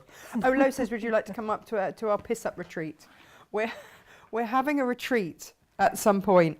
I can't guarantee that it will be politically correct or anything. Who said that? Well, we're going to have one. When everything opens up, we're Right. going to have one, and it's just going to be a Natasha Makes retreat with people of like minds that aren't easily offended. Aren't easily offensive? Aren't easily offended. Don't scare easy. Well, you realise I'm a delicate flower. Well, we do. You We see, do. I've run a mile from some of these things. Who can withstand mouldy teeth? You're doing all right.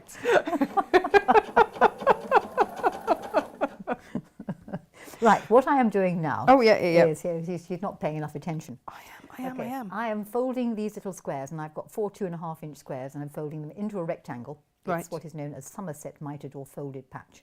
And I'm bringing the fold over and the fold over to touch in the middle and make a little triangle. It's a little nice. Delta Wing aircraft. Do you know, I was just going to say, my son does this a lot Yes. and then throws them at my face because his aim is really poor. I'm going to give him that his aim is poor and not just that he throws stuff at my face, because that would be upsetting. Yes, it's just one of those things. They do it. Yeah. So Lo is on our retreat. Lo is going to do her hypnosis show. Right. She's a lady hypnotist. I'm avoiding that. I do not want to be hypnotised, thank you, because you might bring out things that I really want hidden. I mean, you know, I think what happens on retreat stays on retreat, and that's fine. You never know, somebody might just spill the beans. And then you'll be held to ransom. Oh, God, bring it. Okay, and I've now just done one larger one of 3.5 inches. Okay. This is all in your instructions, so you don't have to remember all of this. Okie dokie, having done this, we're now going to tuck our pooky bits underneath our bias effect. Tuck our pokey bit under our bias effect, right. The bigger one's going to go in the middle. Oh, nice. And that will fold back over that raw edge. There we go.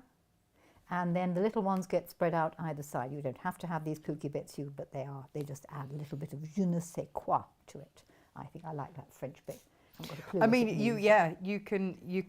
we've got Odile's fabric on today. Well, it's on the show. It's not actually on the website yet. We're saving that for another day because I've got lots of fun things planned for that. So you can je ne sais all over the place. I so need to go to France. I need some mustard. Is there no sort of mustard in this country that would do the job?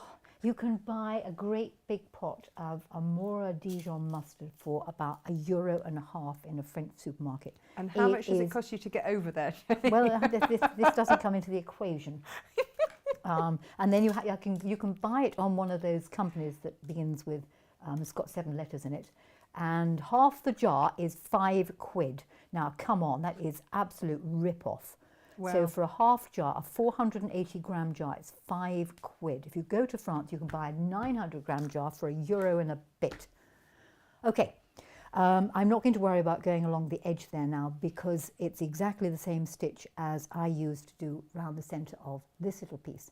But is your fan, and there are your little pokey bits tucked in. Beautiful. And I think you can see that because this is the same colour as the background, I've sort of isolated these. So they're sort of sitting, whereas if you have a colour there, you will actually find that it will blend in with the fan part rather than have, from a distance, what you will see is the blue, the pink, and then this sort of road running in between of the background colour. So I would have had this either way. a different colour. Right, that is the fan, and to make Fanadoo, you need to do 2 of them. Let us move on and do the flower. Lynn says that she saw your live show at Marlow, and we did all pay. She said we did all pay to see her take her clothes off in the nicest possible way. Yes. Right, the flower, which is the one we have in the middle here. There we go, this one. All right, the flower is a background square, 10 inches, same as the fan, and 8 5-inch squares. And these all need pressing in a certain way. Fold them in half and very lightly press the diagonal. Open it out, and we're going to bring one side to touch the middle and the other side to touch the middle. So sides to middle, and it makes like a kite shape. Oh, nice, yeah. Okay. I was thinking ice cream cone, but that's just because I'm hungry. What you want to call it. All comes back to the food for me. Absolutely. Yeah, totally. yeah. Food. Ali says, I'm going on the retreat, need some good honest giggling. We haven't booked anything yet. We haven't, it's still in its planning phase. Okey-dokey.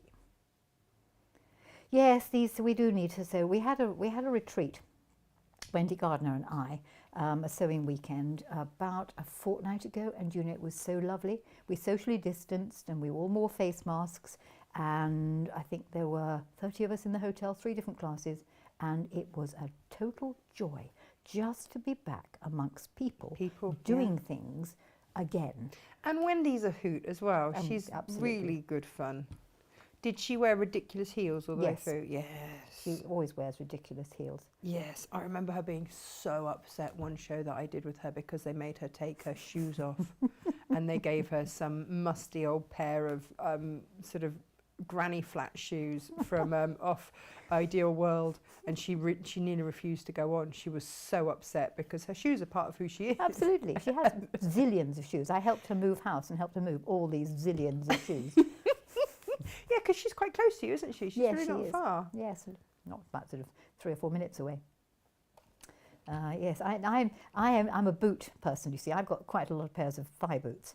Not just any, not like ankle boots or anything. No, the full have thigh high boots. situation. A bit like kinky boots. If ever you watch Kinky Boots, then I had to have a red pair. I liked them. Sadly, they've now worn out. And the only places you can get thigh boots is from some slightly dodgy websites. Just go to Brighton. All down the lane. Well, that's where I got the first lot. Yeah. And in fact, Nick and I had come out of, we'd had a very nice lunch, probably involved a little bit of a drink. Is that a square? No, it's not a square, that. Oh, dear, dear, dear. Right, just talk amongst yourselves while I cut myself a square of you're at mid-story, so... I was mid-story. We're going to listen to your... continuing. So Nick and I had come out of the pub, and where's the big square? Never mind, I'll do it with this one. Is that 4.5 inches? Near enough. And across the way from the pub is this shop with these wonderful, wonderful thigh boots in there. And I just conceived the notion of an outfit which I was going to call Miss Whiplash. And I thought, right, I will have one of those pairs of boots. So I go into the shop and I say, excuse me, you've got some wonderful boots in the window. Have you got them in a size 5? No, she said, no, madam, we don't sell those inside. Well, okay, have you got size 6? Thinking 2 pairs of socks. Never mind, not a problem. What did I just do with the square I just had? No, madam. So I said, well, what sizes do you sell them in? Oh, she said, 9s, 10s, 11s and 12s. So I said, well, that's gentlemen's sizes. Oh, yes, madam. My face must have been a picture. I didn't understand those things at all. We are I've just done a gentleman's shop. 4.5 inch square, not a 5-inch square. You absolute total Lulu. Oh, dear, dear, dear. What a plonker. Well, no, you're just distracted by your boots. I was distracted by my boots. Well, but so did you manage to find another? Could she recommend you a shop that did it? Yes. And I got a pair of black ones. This is almost 5 inches, so it will almost fit, like most of my life these days, almost, just about. Near enough. Near enough. I can do perfection sometimes. Oh, Ginny says, can we organise a pit and weem retreat? Ginny lives right up on the right-hand side of Scotland in a beautiful place near St Andrew's golf course. Right. Called Pit and Weem, which is worth a visit just for the name, if I'm honest.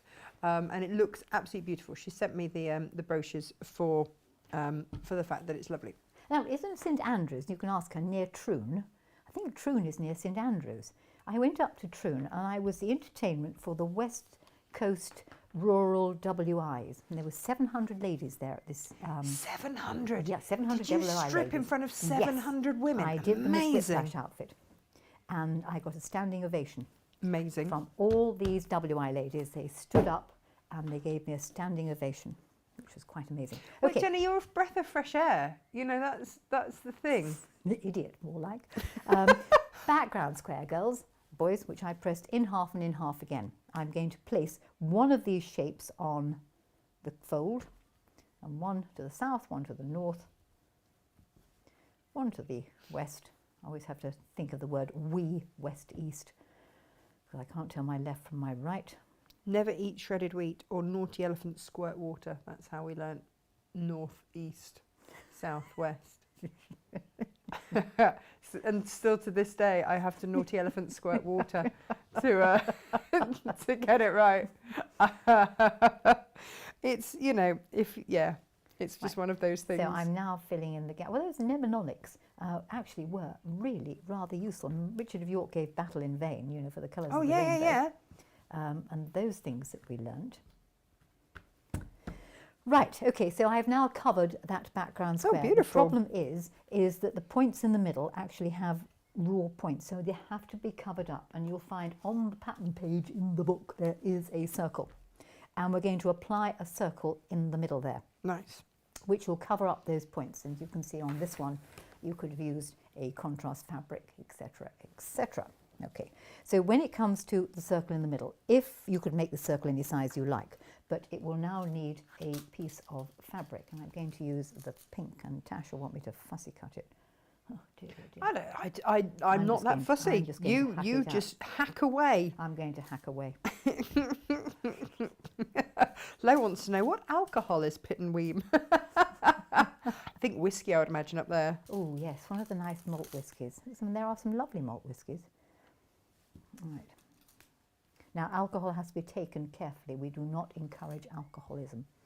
Julia says, love Pit and Weem, but I'd have to get a chauffeur. Can't drive that far without a 3-day recovery. We should just get a bus. We'll end up just doing a tour, picking everyone up in the bus. Kath says, love the fact that you still wear thigh boots. I only have one pair now and love them. Excellent. I'm glad somebody else has the same inclination. Right, okay, you might have noticed I've just hacked out a circle. I've vaguely fussy cut it. This is not at my insistence. Just so it would. She's sitting over there looking at me, you see. I'm not giving you a death stare. I'm in her house. Wrong coast. Troon is west and St Andrews is east. Oh, right. I mean, you got the north bit, right, Jenny? You know, for someone that lives on the south coast, it was a long way to go up that way anyway. Oh, perhaps Troon's got a golf club. There must be one at Troon then. Anyway, the rural highlands and islands WI met there, and it was a never to be forgotten occasion. Excellent. I enjoyed that. 700. Yeah. That's a big old space, isn't it? Big old audience. Microphone-less as well. Just put on the Raymond voice and stood on the stage and took my clothes off. Nicely. How did that actually become a thing? It became a thing because of Houston. Way back in '96, when I went to Houston for the first time, have you noticed I've gathered round the edge of this thing and I'm going to stuff the cardboard inside and then draw it up. Now, top tip when you're going to do this is use double thread, because otherwise the thread snaps when you pull it up, which is a pain. Don't try to do it on the machine and be fancy and pull up threads. It just doesn't work. Double thread, decent size knot, cobble it together. You're going to trim it off afterwards in any case. Okay, go around there. Yes, how did it begin? It began in Houston, because I went to Houston in '96 taking 1,000 copies of first book, The Tux, Textures and Pleats. I knew nothing, absolutely nothing. I hadn't a clue about Houston. I didn't realise how big it was, and I took my son with me. And dear Alexander and I hit Houston, and we learned a lot of lessons. But I'd signed up for absolutely everything. And one of the things I'd signed up for was the Walkabout Wearables Luncheon, which was basically a fashion show. And the idea was that I would prance with my amazing calico outfits, and my son would tell the audience what his incredibly clever mother was wearing. Trouble was, the night before we went out, incidentally, I'm going to now use that same little stitch round the edge of it. Tash, to the camera, please. Thank you. The same stitch round the edge that I used before, that little tiny weeny blanket stitch. Okay. So the night before, my son went out on the tiles in Houston and got absolutely, totally plastered. So the morning of the show, he was still pretty drunk, and there was no way he could see to read the words. So this is all going to go well, right? This is all going to go really well. So we had a role reversal, and he wore my clothes. And I made him practice in the hotel bedroom, getting up and down the catwalk by using a chair onto the bed and off the chair onto the bed again. So he understood how to get into the catwalk. And the whole thing, I got this round the right leg, yes. So clearly the apple has not fallen far from the raiment tree here. So there is Alexander at this show, and he stands on the catwalk and he plays to the audience. Don't know where he gets it from, but he does. Twirling the handbag that I'd made, waving the hat, and generally... He's still drunk, basically, is what drunk. you're telling me. Yeah. Totally. Everyone thought he was, oh, gee, so cute. I'm sorry about the accent. And how wonderful it was. They never listened to a word I said. But okay, didn't matter. But would I come back next year, and would I bring my son with me? No, I jolly well wasn't, because he wasn't going to fall for the line I fed him that he'd love Houston because he'd meet a lot of girls. I just neglected to tell him how old the girls were. So for that, I've never really been forgiven. You know, he was 20 or something, 19 or thereabouts, and the girls were sort of well into their later ages of life. Mrs. Robinson. They were just a little Mrs. Robinson. Yeah, that's all. Right, to get the cardboard out, if you turn it over and cut through the back, you can remove all the layers. It's probably not the best scissors, but they will suffice. Mind, you could have one of those fancy pair of applique scissors. Oh, we've got a few of those. Yes. Knocking around the place. Yeah, jolly good. These will suffice. And you can just cut out any excess where you've done the extra gathering. So that was it. So it began from there. So the next year I went back, I thought, right, I've got to do something at the Walkabout Wearables. Well, in England, I'd become known as the Calico Queen because I worked a lot in calico. Calico in America is muslin. I like alliteration, so I thought, well, I'll be the muslin mistress.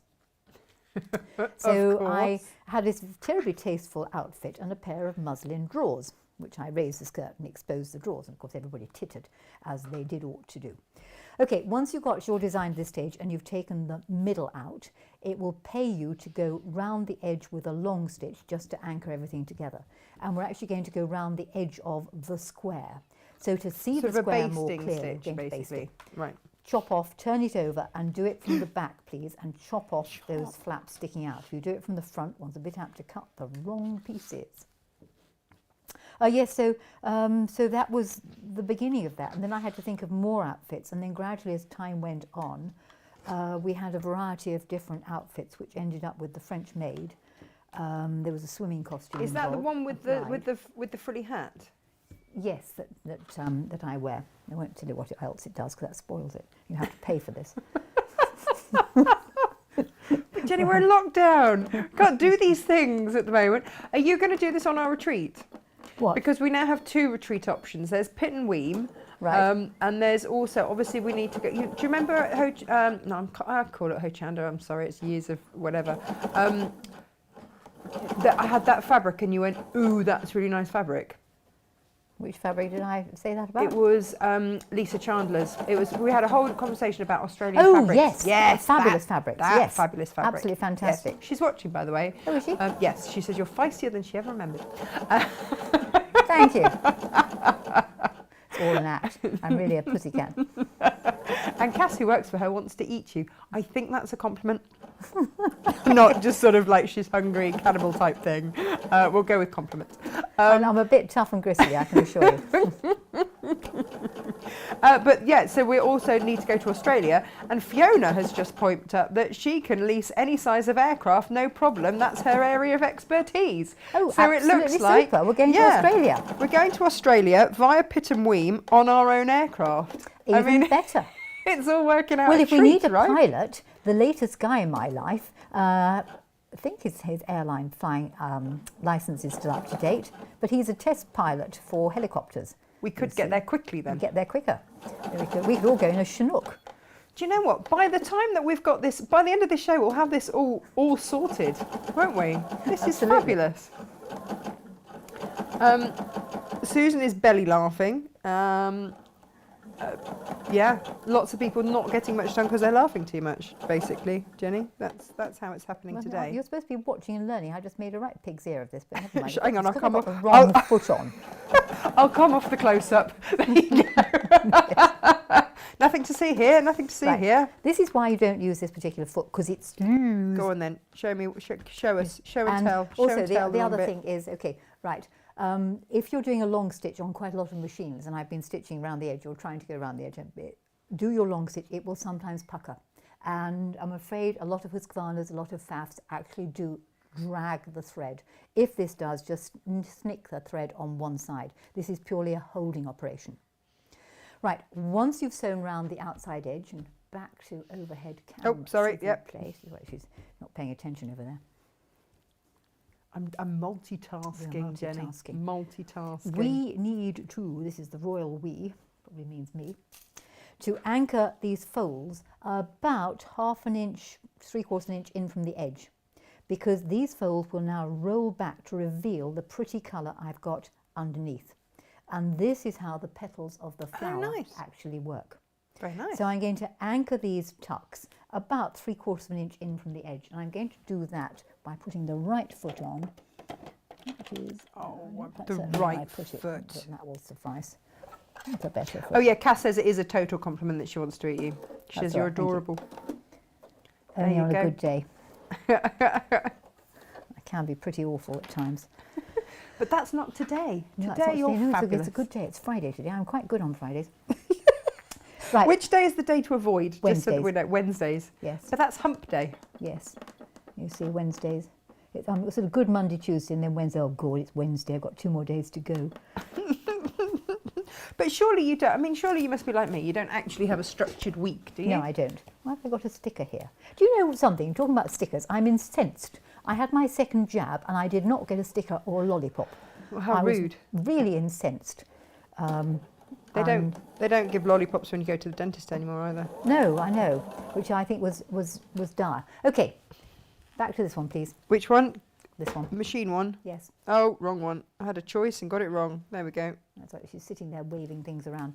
Okay, I've reduced my stitch length to pretty small, and I'm going backwards and forwards about 3/4 inch in from the edge. You, of course, will measure it. I'm going to raise the press foot, and I'm jumping to the next one. So I'm jumping and carrying the thread with me, because it won't bird's nest so much. Drop your needle down before you do any stitching, because that will start the next stitch. Lower your presser foot and then go forwards and backwards and forwards and backwards, and then raise the presser foot and jump to the next one. This act of jumping will save thread, but mainly it saves it bird's nesting, but you must drop the needle down because that starts the next stitch. If you go to the next place having jumped with your needle hovering in between, it does half a stitch, gets its knickers knotted, and go down please, and then you get a horrible bird's nest on the back. But the jumping keeps the tension on the threads. So again, one more to here, drop your needle down, lower your presser foot, forwards, backwards, raise your presser foot. You're not alone. Lots of people didn't get stickers either, Jenny. Didn't they? No. Oh. No. And he had a cheek. The second time round, he didn't ask me if I was pregnant or not. I was most offended. He said, rude. He trotted out the usual questions, and I said, "You've forgotten something." He said, "What?" I said, "You haven't asked me if I'm pregnant." He said, "Well, I didn't think it was pertinent." I said, "That's completely and utterly wrong." You know, I like to be asked if I'm pregnant. I know I'm going to say no, but it's all part of the deal. You're going to stick a needle in me. You can at least give me the benefit of asking the right questions. Thank you. I bet you've said that before. And then he said, "Are you driving?" "No, I came on my scooter." And he looked a bit puzzled. I said, it's a kick scooter. It's like a child's one. It's bigger. He said, haven't you got an electric? No, don't be daft. I haven't got an electric. Well, I've got a proper kick. Because in lockdown, my treat to myself lockdown was to buy myself a scooter, an adult-sized child scooter. An adult-sized child scooter. It is the best thing since sliced bread. And down Queen Street at 6 o'clock in the morning, you can duck down, and you can go down like this on it. You go shooting down the hill. It's fantastic. It's really good exercise. You have to remember to change legs though, because otherwise you overdevelop the leg muscles in one side. And I can now change legs whilst on it and kick off on the other one. Gemma, none of this surprises me. I remember when you rocked up to do a show with a black eye because you'd fallen off your... I'd fallen on the exercise bike off the show, off the table. And you know, everyone's like, oh, that excuse, is it? Oh, this was so sad. I was balanced on a table putting some books. Now, the books weigh 16 kilos a box. So I tried to put on the top shelf of the racks. And sadly, the box slipped. I'm sort of extended like this here, so the box slips. And I fall. But what I had not taken into account is the exercise bike, which had handles sticking up like that, was right beside me. So I fell, books hitched to it, and I fell, but the exercise handle caught me there. Yeah, it did. And, oh, it was a black eye. But Rimmel, other makes do have this, concealer will conceal anything. You can't move your face afterwards, but it conceals absolutely anything. So if you've got a problem, Rimmel concealer. That was the one. Yeah, because I had a similar situation after I rolled a car down an embankment and had a black eye from my sunglasses. And 2 days later was on air with quite a lot of makeup. Oh, I was in the States. We'd been to visit his stepdaughter, and I was in the shower, and the shower head fell off and hit me on the eye. So I had a black eye, and I was flying back, and the chap on the airline check-in desk saw my black eye and said, "Oh dear, does that hurt? How did it happen?" I said, "Oh, my husband hit me." "Oh dear," a complete lie. He said, "Oh, it's such a pity. Would you like an upgrade?" "Yes." That'll do. Thank you very much. Did he get an upgrade or did he get kept in cattle class? No, he wasn't with me. I was coming back by myself. So I wouldn't have lied if he'd been there. He'd have said that was would have been lie. Awkward, wouldn't it? Yes. Yeah, and it's terrible flying with him. I know when we went to Houston the first time with dear Alexander, and I was using his baggage allowance and my stuff. So we go into the check-in desk, and the check-in lady says, "Have you packed this bag yourself?" "No," says my son. And don't ever have that happen, because that causes all sorts of problems, particularly when your son has a different name to you, because he was Stone and I was Raymond. So this all looks so suspicious, and we got searched. And I said, "Why didn't you tell a lie?" He said, "Because I didn't pack it, Mum. You packed it for me." Oh, you cretinous child. How dare you do these things to me? Oh, dear. Anyway, you might have noticed those who were sharp-eyed and watching, if she had the right camera on them. I did. I just turned for your story. Okay. There we go. That I'm rolling back the edges of those folds and forming the petal designs. Now, these can be stitched in place by hand or machine. Again, the choice is exactly and utterly up to you. So I'm going to now pass on to a finished sample. If you're looking around, see if you can see one. There we are. So basically what you'll do is you'll roll back all the petals and stitch them down. Whether you stitch the entire thing down or whether you just catch it down in relevant places is up to you. This particular one, and if we go to the camera here, thank you. Yeah. This particular one is, I used that little wee applique stitch, and I've sewn all the way around the edge of the flower. Okay, but you don't have to. So how the Fanadoo design is made up is you will need one flower. So back to the overhead cam, s'il vous plaît. You will require 2 fans to be made up. And the design is going to go together on point. And what I want to talk about is the bits that go here and here. Okay, so we know how to make the fan, we know how to make the flower. It's the bits that go in this section here. Now, in here, you can see it's a triangle. Now, the triangles that fit in here have to be certain sorts of triangles. Okay, you can see it's a right angle triangle. I'm just going to put my ruler here. So I've identified the triangle. Right, there is the triangle. Okay, it's a right angle triangle. I wonder how many of you know what sort of a triangle actually goes in there. Is it a half square? or a quarter square? Silence. Right. Has anyone actually emailed back to say what it was? Oh, no, because there's ever such a slight delay in it Right. going out. So we've got to give them fast fingers first, give them a chance. Geraldine, in the meantime, says, Jenny, you're fabulous. Thank you so much for a wonderful morning of fun. Laughter and sewing. I've got tears rolling down my cheeks. Good. Please come back. We need a laugh. Elizabeth's just laughing at your description of your cretinous child. No one knows if it's a quarter square. Oh, no, Jenny says it's a quarter square. Patricia says half square. So jury's out, basically. Okay, right. Okay, I have a square here I'm going to chop in half.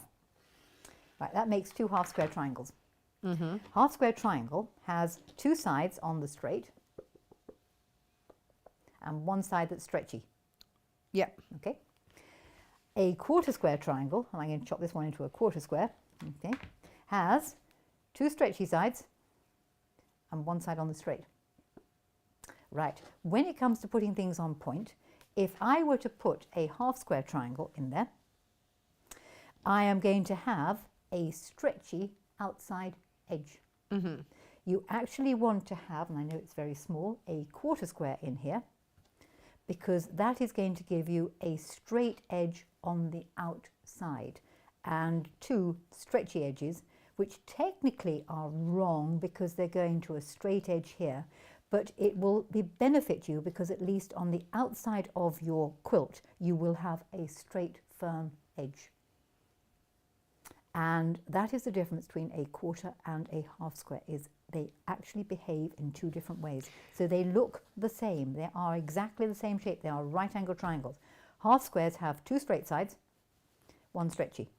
Quarter squares have 1 straight, 2 stretchy. So would you put, what would you put on the bottom when you sew? Would you put the non-stretchy side on the bottom as you sew? Because you presumably you don't want the feed dogs taking up the stretch. Doesn't make a lot of Doesn't make any difference. No, it doesn't. Oh, okay. What one's looking at really is how the thing is finished off down the edges. Right. And you'll be amazed as to how many patterns and how many tutors will tell you, give you a triangle shape and not tell you that it's a quarter or a half square.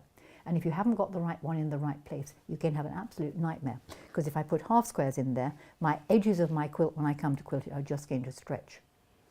I mean, in an ideal world, if I think absolutely totally ideal, the background squares here should have been cut out on the bias. Then I would have had a stretchy edge here and a stretchy edge there, but that's going to be way too complicated. And in any case, the shapes I put on top would have stopped it from stretching in any case. Mm.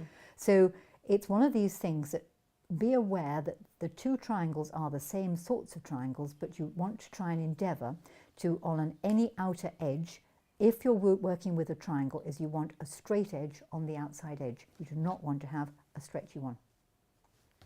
So again, the instructions for these are all on the Fanadoo instructions on my website. When it comes to filling in these sections here, I actually added another textured bit, this little section there. And this is done by taking, now you're going to be confused at this, but there's a reason why. I actually took a square and I chopped it in half. But I'm going to put the 2 halves together so that I've technically got in structure form a half square triangle, i.e. I've got a stretchy side and a stretchy side. That's a bit clever. And a straight side. And the reason for doing that is I wanted to insert something into this seam. So I knew I had to end up with a quarter square in its properties. It had to have a straight edge there, couldn't have a half square. And the way, I also knew I wanted to split it. Well, it was way too costly to have an enormous square and cut it into 4 sections. Way too costly. It was much easier to use smaller squares and bisect them, put them together. I got my seam down the middle. I also had my stretchy edges in the right place, but most of all, I have my straight edge. Lisa says this is the most important tip. Thank you so much for taking the time to show everyone. Then I took another square for the little fill-in bits, and this I actually did cut into 4. And again, the reason for that was how the grain of the fabric went. So I took a square and I cut it into 4 because these had to again behave in the same way as quarter square triangles. Because what happens is you take your 2 triangles here, we won't call them half square triangles, we just call them triangles. you take one of these, and he got folded in half, right side on the outside, laid onto one of the sections with the fold being here, most important. This got placed on top, sandwiching it. So if I open it out again, I have my 2 triangles, and my second triangle, which had to be a quarter square, has been folded in half, and it's been placed onto one of them, raw edges all together down here. There is the fold. Other piece goes on top, and you do a 1/4 inch seam allowance, and I'm just going to do that on here. Needle in the right place. I think the thing, Tash, being really and honestly sort of brutal about it, is not enough people, dressmakers, will put the right grain in the right place automatically. It's shown on the patterns. Patchworkers and indeed embroiderists, for some strange reason, think that you can put a template on a piece of fabric any which way you happen to fancy. No, you can't, because fabric behaves in a certain way. And the rules that apply to dressmaking also technically apply to patchwork. Yeah, but I guess that's the thing, though, isn't it? We're just very rarely taught it. It's not mentioned. No. And you know, even sort of the big top names do not. And I look at their patterns and I think, why don't you tell people the direction you've got to cut it out? And interestingly, as an aside, where's the foldy roly book? This is just to give you a for instance. I quite frequently teach this particular class called Twirling Stars. I'm doing it somewhere, it doesn't matter what. In Australia or Pittenweem? Where are you doing it, Jenny? Forget where I'm doing it now. They're your 2 choices now. There's your Twirling Stars. It's on one page only. Right, it's this one. Okay, so here's your Twirling Stars. And what we've been doing is we've been cutting out these squares and then laying them down so the warp and the weft grain are going in the right direction. And it's interesting that when these half square triangles, which obviously came from a square cut in half, are put together with all the warps going this way and all the wefts going that way, the block lies even better, and even raw beginners get it to lie flat, because you put the fabric back as the fabric was when it was on the bolt. And it's interesting that if you're sewing a whole load of half square triangles together, just pretend these are half square triangles, sometimes you find that you end up with more or less.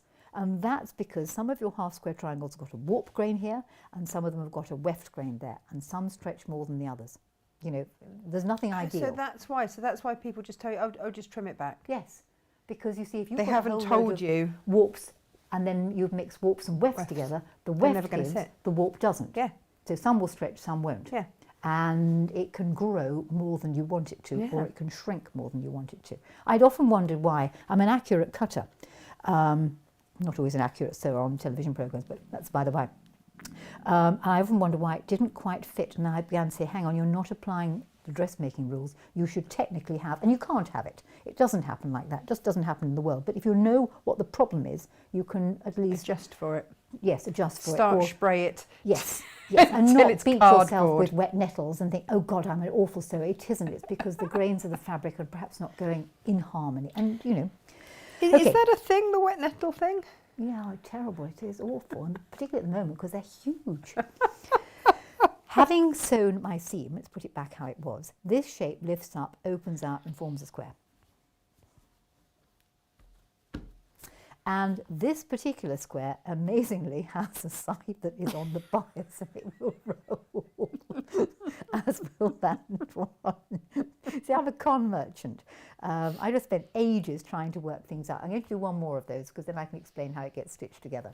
And then we're just about done. You'll be relieved to know it'll be nearly coffee time. So taking 2 of my I don't think anybody minds this morning, Jenny, at all. Putting it on there. Remember, raw edges all together, there is the fold. You'll get it wrong, but panic not. Other one on top, stitch it down. So Lisa is now, she's now saying, so can we do the retreat after Festival of Quilts so that she can come too? It has to, I'm teaching at Festival. Have you got a stand this year? Yes. You have? I have a stand and I'm teaching. I'm rarely on my stand because I like teaching more. But I have a stand. Okay, so there we are. We've sewn the seam, open it out, Here's my little insert. He will lift up and form a square. And how you stitch the design together is you'll need to do that twice more. Right. But basically it goes together as you sew this section onto that. Okay. You sew one of those to that end and That is very clever. one of those to that end. So you've got another diagonal seam. So you've basically got 2 diagonal seams. Nice. Okay. And then once you stitch it all together, so if I just sort of lay it out vaguely, these pieces will go here. Yes, I think it's, you know, there is, the world of patchwork it's a technical craft. Yes, there's a lot of art that goes into it, but actually there's a lot of technical stuff. And I know when I was teaching the City and Guilds, it amazed me because I was a verifier, so, you know, I checked what you did on your exams. And there was no common standard. And Really? yeah, it amazed me that sometimes I'd have a class and I'd get students coming from another City and Guild class and they didn't understand the technical natures of patchwork. And it is a technical craft. There are things you need to know about it, there are things you have to understand about the mathematics, etc., etc. And that hadn't been taught. They were great at the art, but they had not learnt the actual techniques and the underlying mathematics, the underlying way, the principles of how things work. So there basically is your fanadoo. Do you want to go to? I'm on it. Look at that.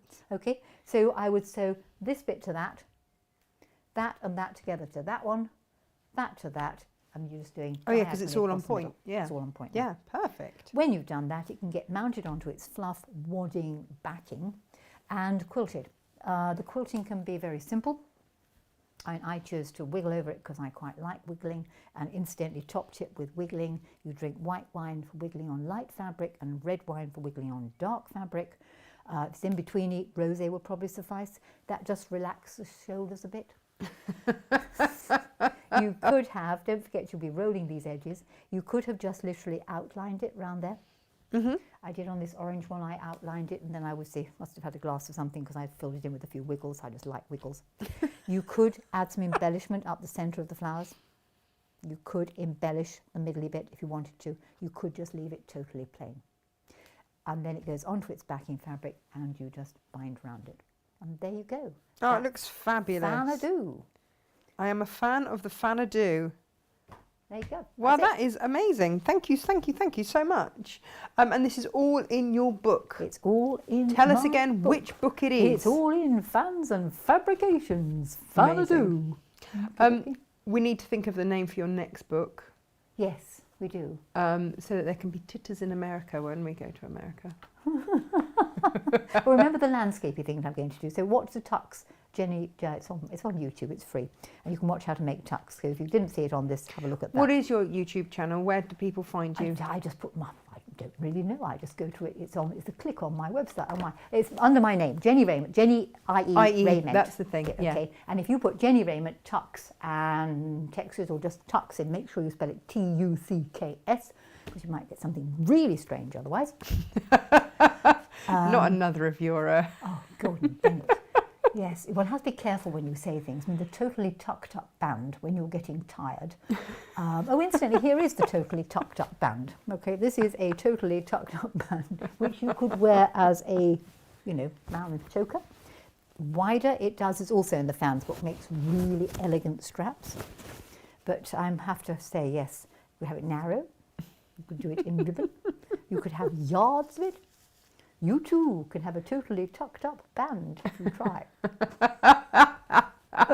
And how many times has that gone wrong? Never. Well, just jinx that one for you then. I remain totally sober before I do a lecture because there are too many tucked up things that could go horrible. I've already been banned for a book that was called Tucked Up in Bed. Oh, have I got a picture of it? Is it in one of these?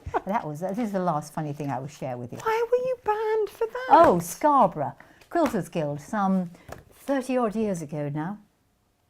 Where's the tucked up in bed picture? And it was big. I just joked about it, you see. There it is. Okay, can you come to your camera then? Yeah. Oh, yeah, are we closing up in? Yeah, there we go. Up in. Right, down a bit. Okay. So there is the tucked up in bed, okay? picture of me in bed, actually with a bishop. No, his name is Bishop. We won't worry about that. But sadly, the title was written in a slightly curly typeface. Oh no! Because the previous printer had said, your titles are boring. They're always written in Times Roman, which they were. Times Roman, okay, like Times Roman, no problem. Have a different typeface. So I looked at the fonts and I said, I'll have that one.